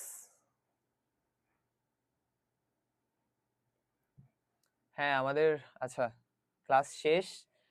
আচ্ছা, আশা করি তোমরা ক্লাসটা দেখবা, কজ তোমাদের ফুল ক্লাসটা যদি তোমরা দেখো, যারা সারা বছর কিচ্ছু পড়ো নাই তাদের একটা আইডিয়া অন্তত হবে, খাতায় কিছু একটা লিখতে পারবা। এন্ড যারা অনেক ভালো পড়ালেখা করছো তাদের একটু সবকিছু আবার রিমাইন্ডার হিসেবে তোমরা এই ভিডিওটা দেখতে পারো, আজকের ক্লাসটা। এন্ড আমাদের ক্লাসগুলো কেমন হচ্ছে তোমরা অবশ্যই জানাবা আমাদের কমেন্ট সেকশনে, আমাদের গ্রুপের সাথে তোমরা যুক্ত হয়ে যেও। আর তোমাদের সামনে মানে অ্যাডমিশন ফেজ আসতেছে, আবার যারা মানে এসএসসি 26 আছো তাদের জন্য আমরা নতুন কোর্স লঞ্চ করতেছি। যদি তোমরা মানে আমাদের সাথে যুক্ত থাকতে চাও অবশ্যই আমাদের পেজে ফলো, লাইক, কমেন্ট আর আমাদের ভিডিওগুলো বেশি বেশি দেখবে এবং বেশি বেশি শেয়ার করবা। আশা করি ক্লাসটা ভালো লাগছে এন্ড তোমাদের একটা রিভাইজ টাইপ ক্লাস নিছি আমি, সবকিছু কভার করা পসিবল না একটা ওয়ান শট ক্লাসে, তোমাদের অনেক লেন্দি হয়ে যাবে, আমারও অনেক কিছু বলতে হবে। আমি জাস্ট একটা ফুল ওভারভিউ দিয়ে গেছি। এইটুকুই আজকে। ধন্যবাদ সবাইকে। আসসালামু আলাইকুম।